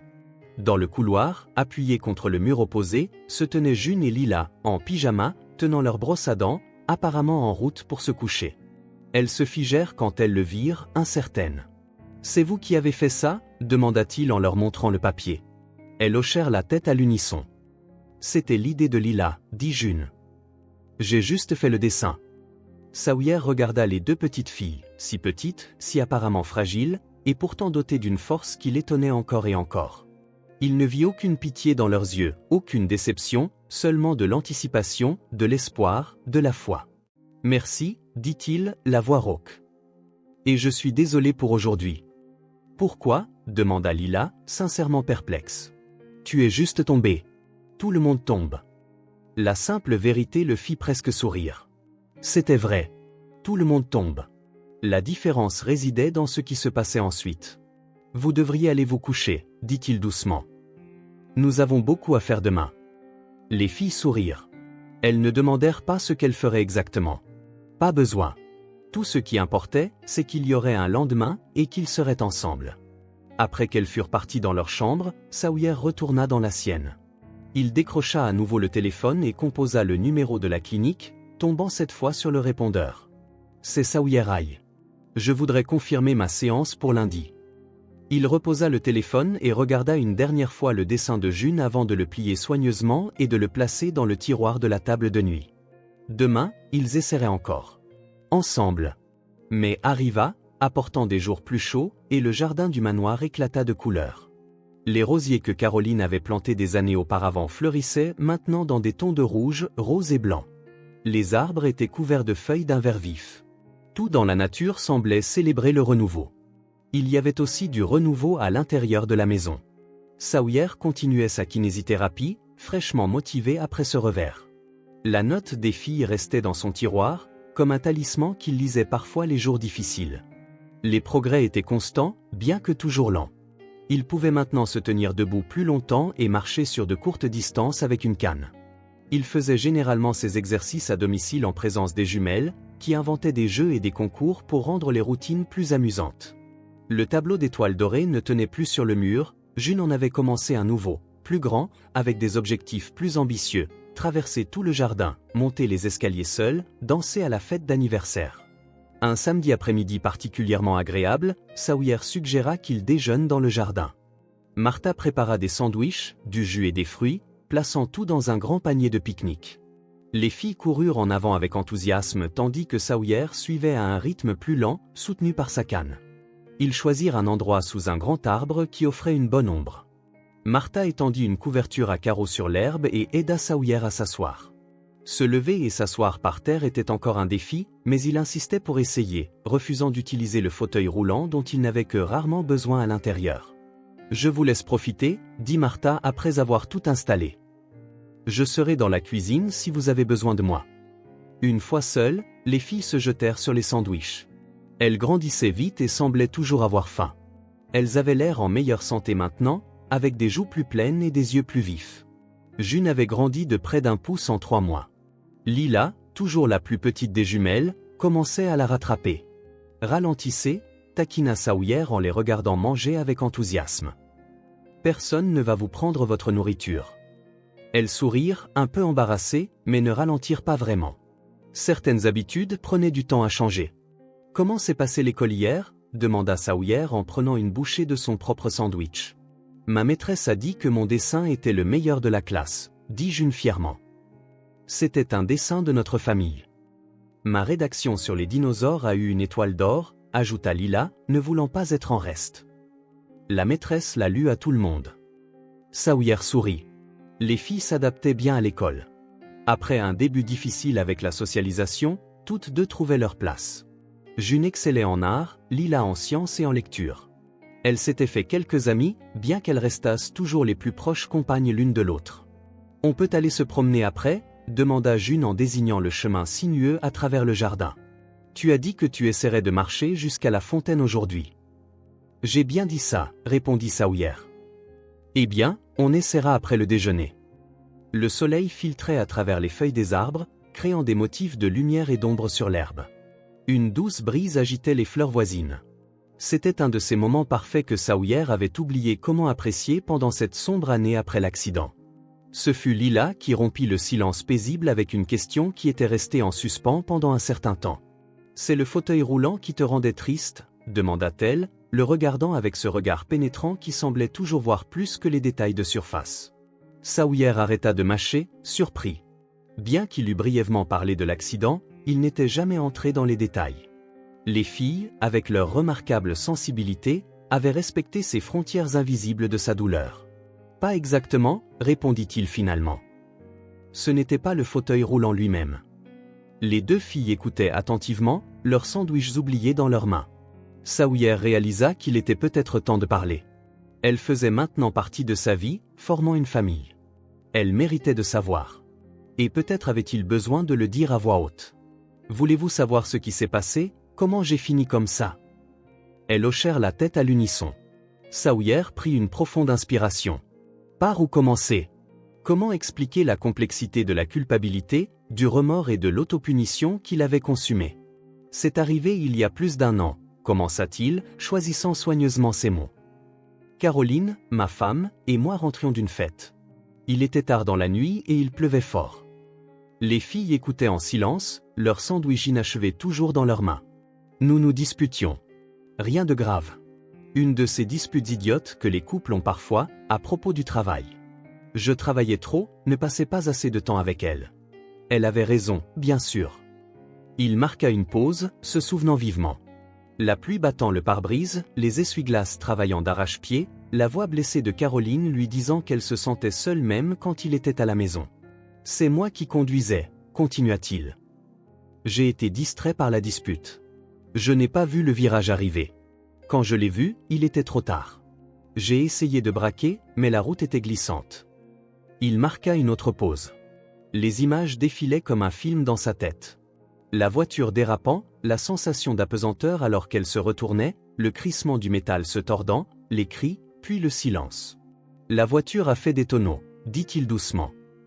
Plusieurs tonneaux avant de s'arrêter. Au moment où les ambulanciers sont arrivés. Caroline était déjà. Il ne put finir. Il n'en avait pas besoin. Les filles comprirent. Tu as été blessé, dit June doucement. Non pas comme une question, mais comme une affirmation. Oui. J'ai été coincé dans l'épave pendant des heures. Quand ils m'ont enfin sorti, je ne sentais plus mes jambes. J'avais des lésions à la colonne vertébrale, mais les médecins ont toujours dit que je pourrais récupérer la plupart de mes mouvements avec de la thérapie et du temps. Mais tu ne voulais pas de traitement, conclut Lila, reliant les poings. Non, je ne voulais pas. Sawyer baissa les yeux sur ses mains. Je ne me suis jamais pardonné. J'ai refusé la thérapie. Je pensais que je le méritais. Les mots coulaient plus facilement que prévu. Il ne l'avait jamais admis aussi ouvertement auparavant, même pas à son thérapeute. Mériter une punition pourquoi? Demanda Lila avec une logique enfantine. Pour avoir causé l'accident. Pour être en vie alors qu'elle ne l'était pas. Le silence suivit. Les filles traitaient l'information, chacune à sa manière. June avec son cœur, Lila avec son esprit. Elle n'aurait pas voulu te voir comme ça, dit enfin June avec une conviction surprenante. Nous te pardonnons. La simplicité de cette déclaration secoua Sawyer. Comment pouvait-elle lui pardonner quelque chose dont elle n'avait pas été témoin, quelque chose qui s'était produit avant leur arrivée dans sa vie? Pourtant, il y avait une vérité profonde dans les mots de June. Caroline n'aurait pas voulu cela pour lui. Elle n'était jamais vengeresse ni cruelle. Elle aurait détesté le voir se punir. Merci, dit-il, la voix tremblante. Ça signifie beaucoup. Les filles sourirent, comme si elles avaient résolu une énigme difficile. Pour elles, peut-être était-ce aussi simple que cela, offrir le pardon librement, inconditionnellement. Ils finirent de déjeuner en silence. Sawyer se sentit étrangement léger, comme si un poids qu'il portait depuis si longtemps avait été allégé. Peut-être pas enlevé entièrement, mais suffisamment diminué pour qu'il puisse respirer plus librement. « Et vous deux » demanda-t-il après un moment. « Nous n'avons jamais vraiment parlé de la façon dont vous avez fini dans la rue cette nuit-là. » Les jumelles échangèrent des regards, cette communication silencieuse qui fascinait toujours Sawyer. « Ce n'est pas une histoire joyeuse, » prévint Lila. « Peu d'histoires sur les enfants des rues le sont, » répondit doucement Sawyer. June prit une gorgée de jus, comme pour rassembler son courage. « Notre maman s'appelait Elena, commença-t-elle. Elle était belle, avait les cheveux noirs comme nous. Elle est tombée très malade, continua Lila. Vraiment malade. Elle ne pouvait pas se payer un médecin. Un cancer, expliqua June. Elle nous en a parlé. Elle a dit qu'elle allait au paradis mais qu'elle essaierait de trouver quelqu'un pour s'occuper de nous d'abord. Sawyer sentit une boule dans sa gorge. 2 enfants si jeunes confrontés à la mort de manière si directe. Elle est morte à l'hôpital, dit Lila. On n'a pas pu la voir. Une assistante sociale est venue nous chercher. Elle a dit qu'elle nous trouverait une bonne famille. Mais elle ne l'a pas fait, demanda Sawyer. Si, certaines, répondit June. Mais ça n'a jamais marché. On a connu les foyers, la rue, la faim, dit Lila avec un ton factuel qui contrastait durement avec sa tendre jeunesse. Certaines familles ont essayé d'adopter, mais elles voulaient toujours une seule de nous. Vous ne vouliez pas être séparés, résuma Sawyer. Non, répondirent-elles ensemble. Alors on s'est enfui, continua Lila. Du dernier endroit. C'était un foyer, mais pas un bon. Les gens criaient beaucoup. On est resté dans la rue un moment, ajouta June. Puis tu nous as trouvés. Il n'y avait aucune amertume dans leur voix, aucune colère contre un système qui les avait abandonnés ou les adultes qui ne les avaient pas protégés. Juste une acceptation tranquille des faits. Maintenant, nous avons une maison, conclut simplement Lila. Et nous t'avons. June hocha la tête avec emphase, comme si cela concluait l'affaire. Et peut-être que c'était le cas, pensa Sawyer. Le passé était le passé, irréversible, immuable. Les filles semblaient le saisir instinctivement. On l'accepte et on avance. Il commençait seulement à apprendre comment. Il les regarda. Si petites et pourtant si résilientes. Elles avaient vu et vécu des choses qu'aucun enfant ne devrait jamais vivre. Pourtant, elles étaient là, mangeant des sandwichs dans un jardin ensoleillé, planifiant des promenades, parlant de dessins et de dinosaures, trouvant la joie dans le présent sans laisser le passé les définir ou les limiter. Il ressentit une vague d'admiration et autre chose, un profond sentiment protecteur qu'il reconnut comme de l'amour. Pas l'amour romantique qu'il avait ressenti pour Caroline, mais quelque chose d'également puissant. Le genre d'amour qui ne veut que le meilleur pour quelqu'un d'autre. Sans attente de retour. Il réalisa qu'il n'avait pas besoin de connaître chaque détail de leur passé. Il n'avait pas besoin de la liste complète de leurs traumatismes, difficultés ou moments désespérés. Tout ce qui importait, c'était d'être là pour elle maintenant, physiquement et émotionnellement présent. « On essaie de marcher jusqu'à la fontaine maintenant ?» demanda June après avoir fini son jus. « Tu as promis. »« Tu as promis ?» fit écho Lila. Sawyer sourit. « Oui, j'ai promis. Essayons. » Les filles sautèrent sur leurs pieds, rassemblant les restes de leur repas dans le panier. Sawyer utilisa sa canne pour se lever, faisant un petit effort, mais rien de trop intimidant. Il devait encore se concentrer. Pourtant, c'était beaucoup plus facile qu'avant. « Besoin d'aide avec le panier ?» demanda-t-il. « On peut le porter ?» répondit Lila. « Tu dois te concentrer sur la marche. »« On ira doucement » promit June en prenant sa main libre. « Pas de précipitation. » Sawyer hocha la tête, reconnaissant de leur compréhension. Lila prit son autre main, celle qui tenait la canne, adaptant son rythme à ses pas lents et prudents. Ensemble, tous les trois partirent le long du chemin sinueux menant à la fontaine au centre du jardin, lentement, sans hâte, un pas à la fois. Le soleil de l'après-midi jetait une lueur dorée sur le jardin. Les ombres s'allongeaient doucement. Le bruit lointain de l'eau clapotant dans la fontaine semblait les appeler. Sawyer sentit les petites mains confiantes des filles dans les siennes et pensa que, pour la première fois depuis l'accident, il avançait vraiment, non seulement physiquement, mais de toutes les manières qui comptaient. Non pas parce qu'il était complètement guéri, non pas parce qu'il avait oublié ou complètement surmonté le passé, mais parce qu'il avait trouvé quelque chose vers quoi avancer, quelque chose qui lui donnait envie d'être présent, vraiment présent, pour chaque pas à venir. Le processus d'adoption était enfin terminé. Après des mois d'évaluation, d'entretien et de paperasse, le juge signa les documents officiels faisant de June et Lila légalement les filles de Sawyer. La célébration fut modeste, juste 4, y compris Martha, partageant un gâteau au chocolat spécial pour l'occasion. Les filles rayonnaient. Pour la première fois depuis qu'il les avait rencontrées, Sawyer vit quelque chose de nouveau dans leurs yeux, la sécurité. Pas seulement la sécurité d'un toit et de repas réguliers, mais la sécurité émotionnelle d'appartenir, d'avoir une place permanente dans le monde, de savoir qu'elles ne seraient pas séparées ou forcées de partir. « Sommes-nous une vraie famille maintenant ?» demanda June, du chocolat maculant les coins de sa bouche. « Nous l'avons toujours été » répondit Sawyer. La paperasse ne fait que prouver ce que nous savions déjà. Le lendemain, alors que les filles étaient à l'école, Sawyer décida qu'il était temps de réorganiser quelques petites choses dans la maison. Martha avait suggéré de convertir l'une des pièces inutilisées en un bureau et une aire de jeu dédiée aux jumelles. Elle grandissait vite et aurait bientôt besoin de plus d'espace. Sawyer se déplaçait maintenant plus facilement dans la maison. Il utilisait encore une canne pour les longues distances, mais il pouvait se déplacer sans aide à l'intérieur pour la plupart. Les exercices quotidiens et les séances de thérapie se poursuivaient, et le docteur Richard était optimiste quant au fait qu'il pourrait abandonner toutes les aides à la marche d'ici la fin de l'année. Il y avait un plus petit bureau près de la bibliothèque qui semblait parfait pour les filles. Il était presque vide, à l'exception de quelques étagères et d'un vieux bureau. Sawyer décida de commencer à le vider. Les tiroirs du bureau étaient remplis principalement de fournitures de bureau, trombones, élastiques, feuilles blanches, mais le dernier tiroir était coincé. Sawyer tira plus fort jusqu'à ce qu'il s'ouvre enfin, révélant un petit compartiment qui semblait intact depuis longtemps. À l'intérieur se trouvaient des objets qu'il n'avait pas vus depuis plus d'1 an. Un stylo-plume que Caroline lui avait offert pour leur premier anniversaire de mariage, un paquet de billets de concert et de théâtre auxquels ils avaient assisté ensemble, quelques vieilles photographies datant de l'époque où ils sortaient ensemble et une enveloppe. C'était une simple enveloppe de couleur crème, sans adresse ni timbre, juste son nom écrit de la main inclinée et élégante de Caroline. Sawyer ne se souvenait pas l'avoir jamais vue auparavant.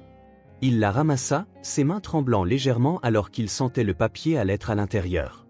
Un instant, il hésita. Était-ce une lettre d'adieu qu'elle avait écrite avant leur dernier voyage, un testament émotionnel qu'il avait rangé dans son chagrin et oublié? La pensée de lire les derniers mots de Caroline maintenant, alors qu'il trouvait enfin un équilibre dans sa nouvelle vie, était troublante. Mais quelque chose lui disait qu'il devait l'ouvrir. L'enveloppe semblait vieille, et la date en haut de la lettre, une fois qu'il l'ouvrit, confirma son intuition. Elle avait été écrite 6 mois avant l'accident. Ce n'était pas une lettre d'adieu. C'était plutôt une confession. Sawyer s'assit au bureau, sentant une lourdeur dans sa poitrine alors qu'il commençait à lire. « Cher Sawyer, je ne sais pas si j'aurai jamais le courage de te donner cette lettre. Probablement pas. Tu sais combien je déteste les confrontations, mais j'ai besoin de mettre ces mots sur papier, même s'ils restent cachés dans un tiroir pour toujours. Nous devenons des étrangers dans notre propre maison. Tu pars avant le petit déjeuner, tu rentres après le dîner. Je me sens presque invisible. Des jours passent et nos conversations portent sur les factures, les rendez-vous, les projets futurs qui ne se matérialisent jamais. Je ne suis pas en colère. Je me sens juste petite, comme si j'occupais de moins en moins de place dans ta vie. Je comprends que ton entreprise est importante, que tu construis quelque chose de significatif, mais parfois je me demande si tu remarques ce que tu laisses derrière toi en te précipitant vers l'avenir. J'aimerais que nous puissions apprécier le temps que nous avons. J'aimerais que nous puissions prendre nos petits déjeuners du dimanche ensemble, regarder un film sans que tu vérifies tes emails. Enfin planifier ce voyage en Italie que nous reportons sans cesse. J'aimerais que tu me voies avant de me perdre, parce que j'ai peur qu'un jour, quand tu auras enfin du temps, je ne sois peut-être plus là. Peut-être pas physiquement parti, mais émotionnellement. Et alors il sera trop tard pour nous deux. Je t'aime toujours comme au premier jour. Mais l'amour a besoin de présence, d'attention, de petits moments partagés qui s'additionnent pour former une vie ensemble. J'espère que je trouverai le courage de dire tout cela en personne, ou peut-être que tu le remarqueras avant que j'aie besoin de le faire. Avec amour, Caroline. Sawyer laissa la lettre glisser sur le bureau. Il ferma les yeux fermement, sentant des larmes chaudes couler sur ses joues. C'était une douleur sourde, différente de la culpabilité qu'il avait portée à propos de l'accident. C'était la douleur d'une prise de conscience tardive, d'une vérité qui avait toujours été là mais qu'il n'avait pas vue. Elle avait été vivante, présente, seule, et il ne l'avait pas remarquée. Toutes ces nuits à travailler tard, tous ces week-ends sacrifiés pour des réunions importantes. Les fois où il avait reporté des vacances, des anniversaires, des moments qui ne reviendraient jamais. Caroline avait essayé de l'avertir, à sa manière douce et non conflictuelle, et il n'avait pas écouté. Trop occupé à construire un avenir qu'il ne partagerait jamais avec elle. L'ironie était cruelle.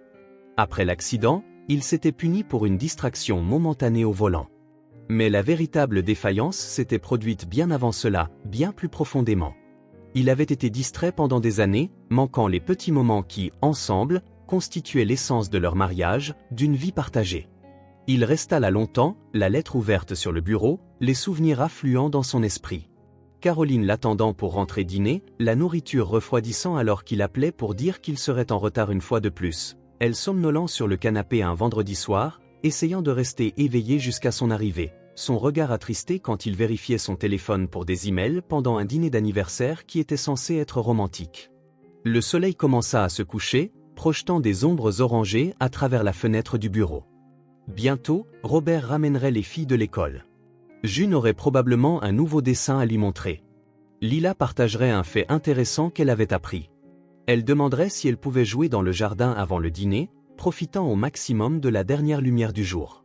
Ces petits moments, ces petites joies, le tissu invisible dont la vie est faite. Sawyer plia soigneusement la lettre et la remit dans l'enveloppe. Il essuya ses larmes et prit une profonde inspiration. Il ne pouvait pas changer le passé. Il ne pouvait pas récupérer les moments perdus avec Caroline. Il ne pouvait pas défaire ses choix ni soulager la solitude qu'elle avait ressentie. Mais il pouvait apprendre, il pouvait faire les choses différemment maintenant. Il jeta un coup d'œil à l'horloge. Il lui restait encore une demi-heure avant l'arrivée des filles. Assez de temps pour appeler le bureau et annuler la visioconférence prévue pour ce soir-là. Assez de temps pour demander à Martha de faire du popcorn et de préparer le salon pour une soirée cinéma improvisée. Assez de temps pour décider d'être vraiment présent. Il décrocha le téléphone et passa les appels nécessaires. Puis il se leva, se dirigea vers la fenêtre et regarda le coucher de soleil peindre le jardin d'un ambre doré. Le même soleil que Caroline avait regardé tant de fois, seule, l'attendant. Le même jardin qu'elle avait entretenu avec tant d'amour. Il entendit le bruit de la voiture de Robert qui arrivait. Dans un instant, les filles couraient à l'intérieur, remplissant la maison de leurs voix, de leurs histoires, de leurs envies et de leurs joies.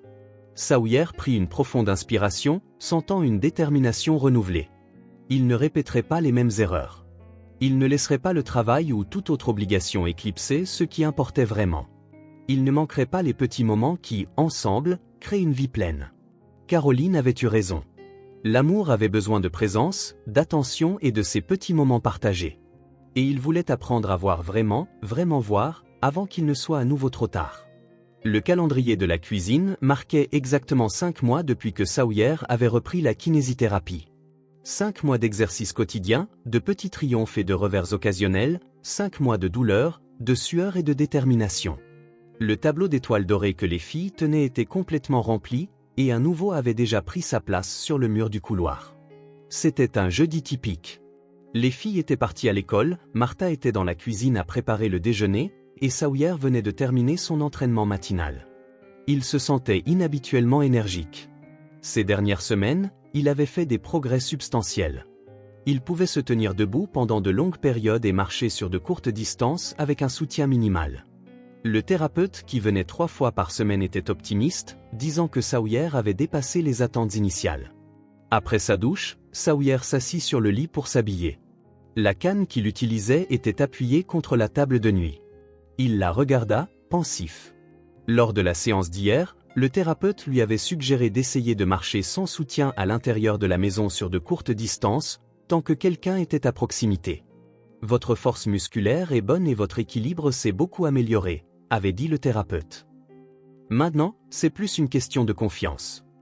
Sawyer étudia la canne un moment de plus, puis fit quelque chose qu'il n'avait pas fait depuis 1 an et demi. Il se leva seul, sans soutien, et resta debout. La sensation était à la fois étrange et familière, comme renouer avec un ami de longue date qu'il n'avait pas vu depuis des lustres. Ses muscles tremblaient légèrement, non par faiblesse, mais par tension nerveuse. Il prit une profonde inspiration et fit un pas, puis un autre et un autre. Lentement, il se dirigea de la chambre à la salle de bain adjacente, se stabilisant brièvement sur le lavabo. Quand il arriva, il se regarda dans le miroir, un mélange de surprise et de fierté sur son visage. « Martha » appela-t-il, sa voix résonnant dans la maison. « Pourriez-vous venir ici un moment ?» Elle apparut sur le seuil en quelques secondes, les mains encore humides de l'évier de la cuisine, l'inquiétude gravée sur ses traits. « Quelque chose ne va pas, monsieur Hay ?» « Oui », répondit-il, et à sa grande surprise, il fit 3 pas hors de la salle de bain sans aucun soutien. « Quelque chose s'est passé ?» Le visage de Martha s'illumina. Un instant, on aurait dit qu'elle allait applaudir ou dire quelque chose d'exubérant, mais elle se retint, optant pour un large sourire. « C'est merveilleux, dit-elle doucement. Les filles seront si heureuses. »« Ne leur dites rien encore, » demanda Sawyer. « Je veux leur faire la surprise. » Pendant le reste de la matinée, Sawyer s'entraîna à marcher dans sa chambre et dans le couloir adjacent quand il savait que personne ne regardait. Il alternait entre l'utilisation de la canne et de courtes distances sans elle. Chaque pas ressemblait à une victoire.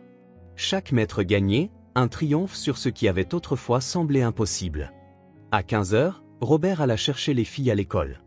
Sawyer attendait dans la bibliothèque, travaillant ostensiblement, mais planifiant en fait comment révéler ses progrès. Il entendit la voiture arriver, puis les voix animées de June et Lila entrant, saluant Martha, demandant de ses nouvelles. « Il est dans la bibliothèque, répondit Martha. Je crois qu'il a une surprise pour vous. Le bruit de petits pas s'approcha. Sawyer sourit, fermant son ordinateur portable dans le tiroir du bureau. Il s'assit sur une chaise normale, pas le fauteuil roulant qu'il n'utilisait presque plus jamais dans la maison. « Papa !» s'exclama June en entrant en trombe. « Martha a dit que tu avais une surprise ?» Lila suivit, plus réservée mais tout aussi curieuse. « Quelle est la surprise ?» Sawyer leur sourit. « J'ai une idée, dit-il. Que diriez-vous de me lancer un défi, toutes les deux ?» Les filles échangèrent des regards perplexes. « Quel genre de défi ?» demanda Lila, toujours prudente. « Un défi pour moi de traverser le hall principal d'un bout à l'autre. » Les yeux de June s'écarquillèrent. « En marchant, sans ta canne ?»« Sans la canne, confirma Sawyer. « Ça vous dit ? On peut faire quelque chose de spécial ?» demanda June, déjà frémissante d'excitation. « Bien sûr. Vous avez 1 heure. J'attendrai ici. » Les filles s'élancèrent, chuchotant entre elles, planifiant. Sawyer les entendit s'affairer dans la maison, sollicitant l'aide de Martha, traînant des choses dans le couloir. Au cours de l'heure suivante, il resta dans la bibliothèque, écoutant l'activité trépidante à l'extérieur. Il capta des bribes de rire et de débats mineurs sur ce qui devait aller où. Martha passa une fois, portant une pile de papier coloré, un sourire complice sur son visage. Finalement, June apparut à la porte de la bibliothèque, portant un chapeau en papier journal plié, un minuscule général prêt au commandement. « Nous sommes prêtes, papa. Viens. » Sawyer se leva, ne prenant la canne que par précaution, et suivit sa fille jusqu'à l'entrée du couloir. La vue le fit à la fois sourire et avoir envie de pleurer. Les filles avaient créé ce qu'elles appelaient un tapis de la victoire, une longue bande de papier coloré courant sur toute la longueur du hall principal, environ 15 mètres. Il était décoré de dessins, de messages d'encouragement et d'empreintes de pas découpés marquant où ils devaient marcher. Elles avaient accroché d'autres images et des panneaux au mur, « Tu peux le faire, super papa !» Au début du couloir, Lila se tenait, tenant un ruban de papier crépon comme une ligne de départ. À l'autre bout, Martha attendait avec un appareil photo, prête à enregistrer le moment. « Nous avons tout préparé », annonça fièrement June. « C'est ton chemin spécial. » Sawyer regarda le couloir décoré, une boule se formant dans sa gorge. Tout l'effort, toute la douleur des derniers mois, toute la frustration, tout cela semblait soudain en valoir la peine. « Je suis prêt, » dit-il, posant la canne contre le mur. Avec le plus grand sérieux, Lila leva le ruban improvisé. « À vos marques ? Partez !» Il franchit le ruban symbolique, faisant son premier pas sur une empreinte de papier bleu, puis une autre verte, puis une autre rouge. À chaque pas, il sentait ses muscles travailler, son équilibre être testé, son corps réapprenant des mouvements autrefois considérés comme acquis. Ce n'était pas parfait. Il y avait une légère oscillation dans sa démarche et son rythme était plus lent que la normale. Mais il était libre. Pas d'aide, pas de béquille, pas de main le tenant. Juste lui, son corps et sa détermination. June sautillait à côté, l'encourageant, « Tu tiens le bon bout, papa. Tu y arrives. » Lila marchait de l'autre côté, les yeux brillants de fierté. Plus que quelques pas, l'encouragea-t-elle. Pas à pas, Sawyer progressa le long du couloir. Il arriva à mi-chemin sans grand mal. Aux 3/4, il commença à sentir une fatigue musculaire et un soupçon de vertige dû à l'effort soutenu, mais il continua, un pied devant l'autre, un mouvement à la fois. Et puis il y fut, au bout du couloir coloré. Il avait parcouru toute la longueur sans aucun soutien autre que sa propre force. « Tu l'as fait !» crièrent les jumelles à l'unisson, courant pour l'étreindre. Martha prenait des photos, les larmes aux yeux, pendant que les filles sautaient autour de Sawyer, célébrant comme s'il venait de gagner un marathon olympique. « Tu marches vraiment !» piola June. « Sans rien pour te tenir. »« C'est comme un miracle » murmura Martha, oubliant momentanément son habituelle contenance professionnelle. Mais Sawyer savait que ce n'était pas un miracle. C'était l'aboutissement de mois de travail acharné, de détermination et de refus d'abandonner. Même lorsque la douleur et le découragement semblaient écrasantes. C'était le résultat d'avoir quelque chose, quelqu'un, pour qui se battre. Après s'être enfin assis sur le canapé du salon, épuisé mais rayonnant, les filles se blottirent de chaque côté de lui. « Je suis si fière », dit solennellement Lila. « Tu as travaillé très dur. »« Nous avons tous travaillé dur », répondit Sawyer en les étreignant. C'était un travail d'équipe. Martha apporta des rafraîchissements pour célébrer, et ils passèrent le reste de l'après-midi dans le salon, discutant, riant, faisant des projets pour le week-end à venir. Pour la première fois depuis très longtemps, leurs projets n'étaient pas entachés de préoccupations concernant l'accessibilité ou les limites de mobilité, juste des projets familiaux normaux, impatients de passer du temps ensemble.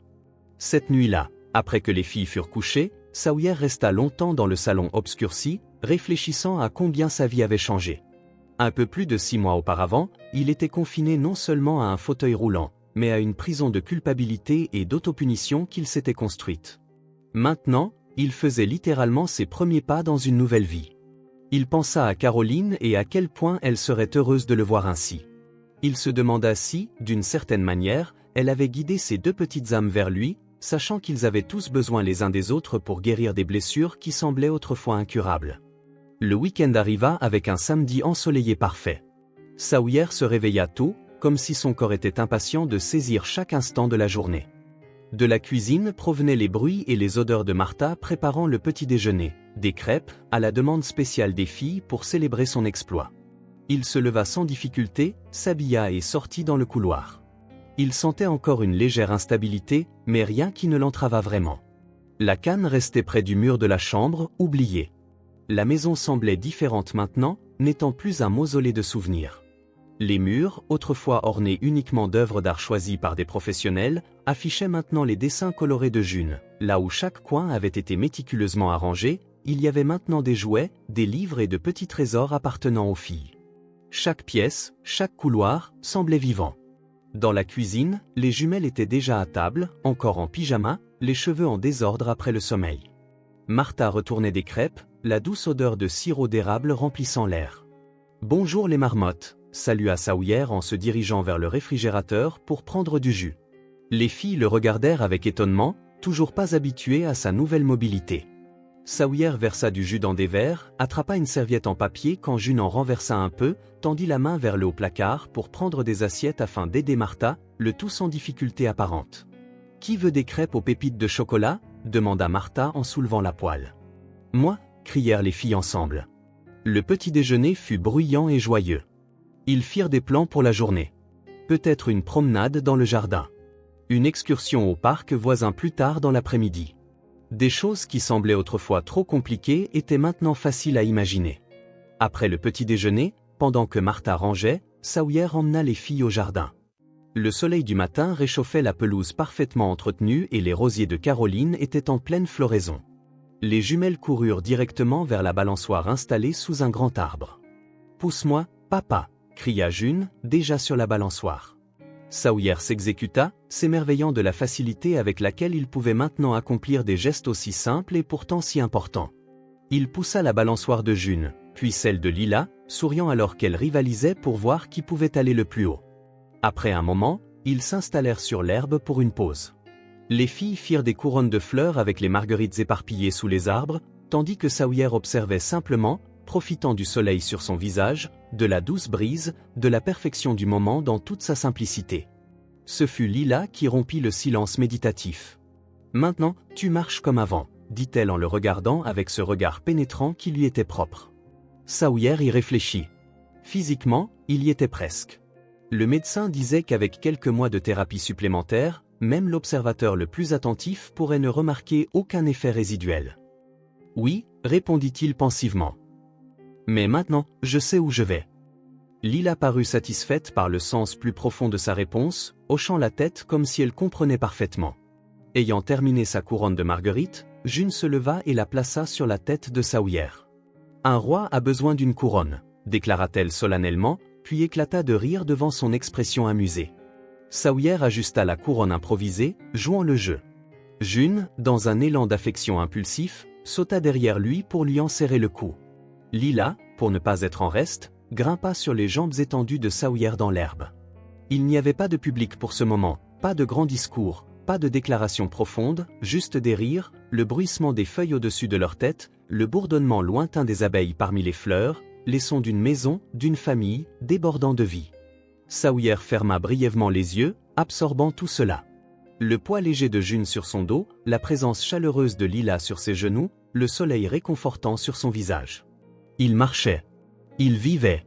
Et pour la première fois depuis la perte de Caroline, il ne manquait de rien. Le vide qu'il avait porté si longtemps avait été comblé. Non pas de la manière dont il s'y attendait, non pas sur le chemin qu'il avait prévu, mais d'une manière qui semblait maintenant parfaitement juste dans son imperfection, comme ses pas le long du couloir décoré, pas parfait, mais libre. Il avait appris, grâce à 2 petites enseignantes inattendues, que la vie suit rarement le chemin que nous traçons, que parfois nous devons être complètement perdus pour trouver une nouvelle direction, que parfois les plus petites mains sont celles qui nous aident à nous relever, et qu'il y a toujours une chance de recommencer. Si cette histoire vous a touché au cœur, abonnez-vous à la chaîne et activez les notifications pour ne pas manquer les prochaines. Laissez un pouce bleu, car cela aide cette histoire à être recommandée à plus de personnes. On se retrouve dans la prochaine.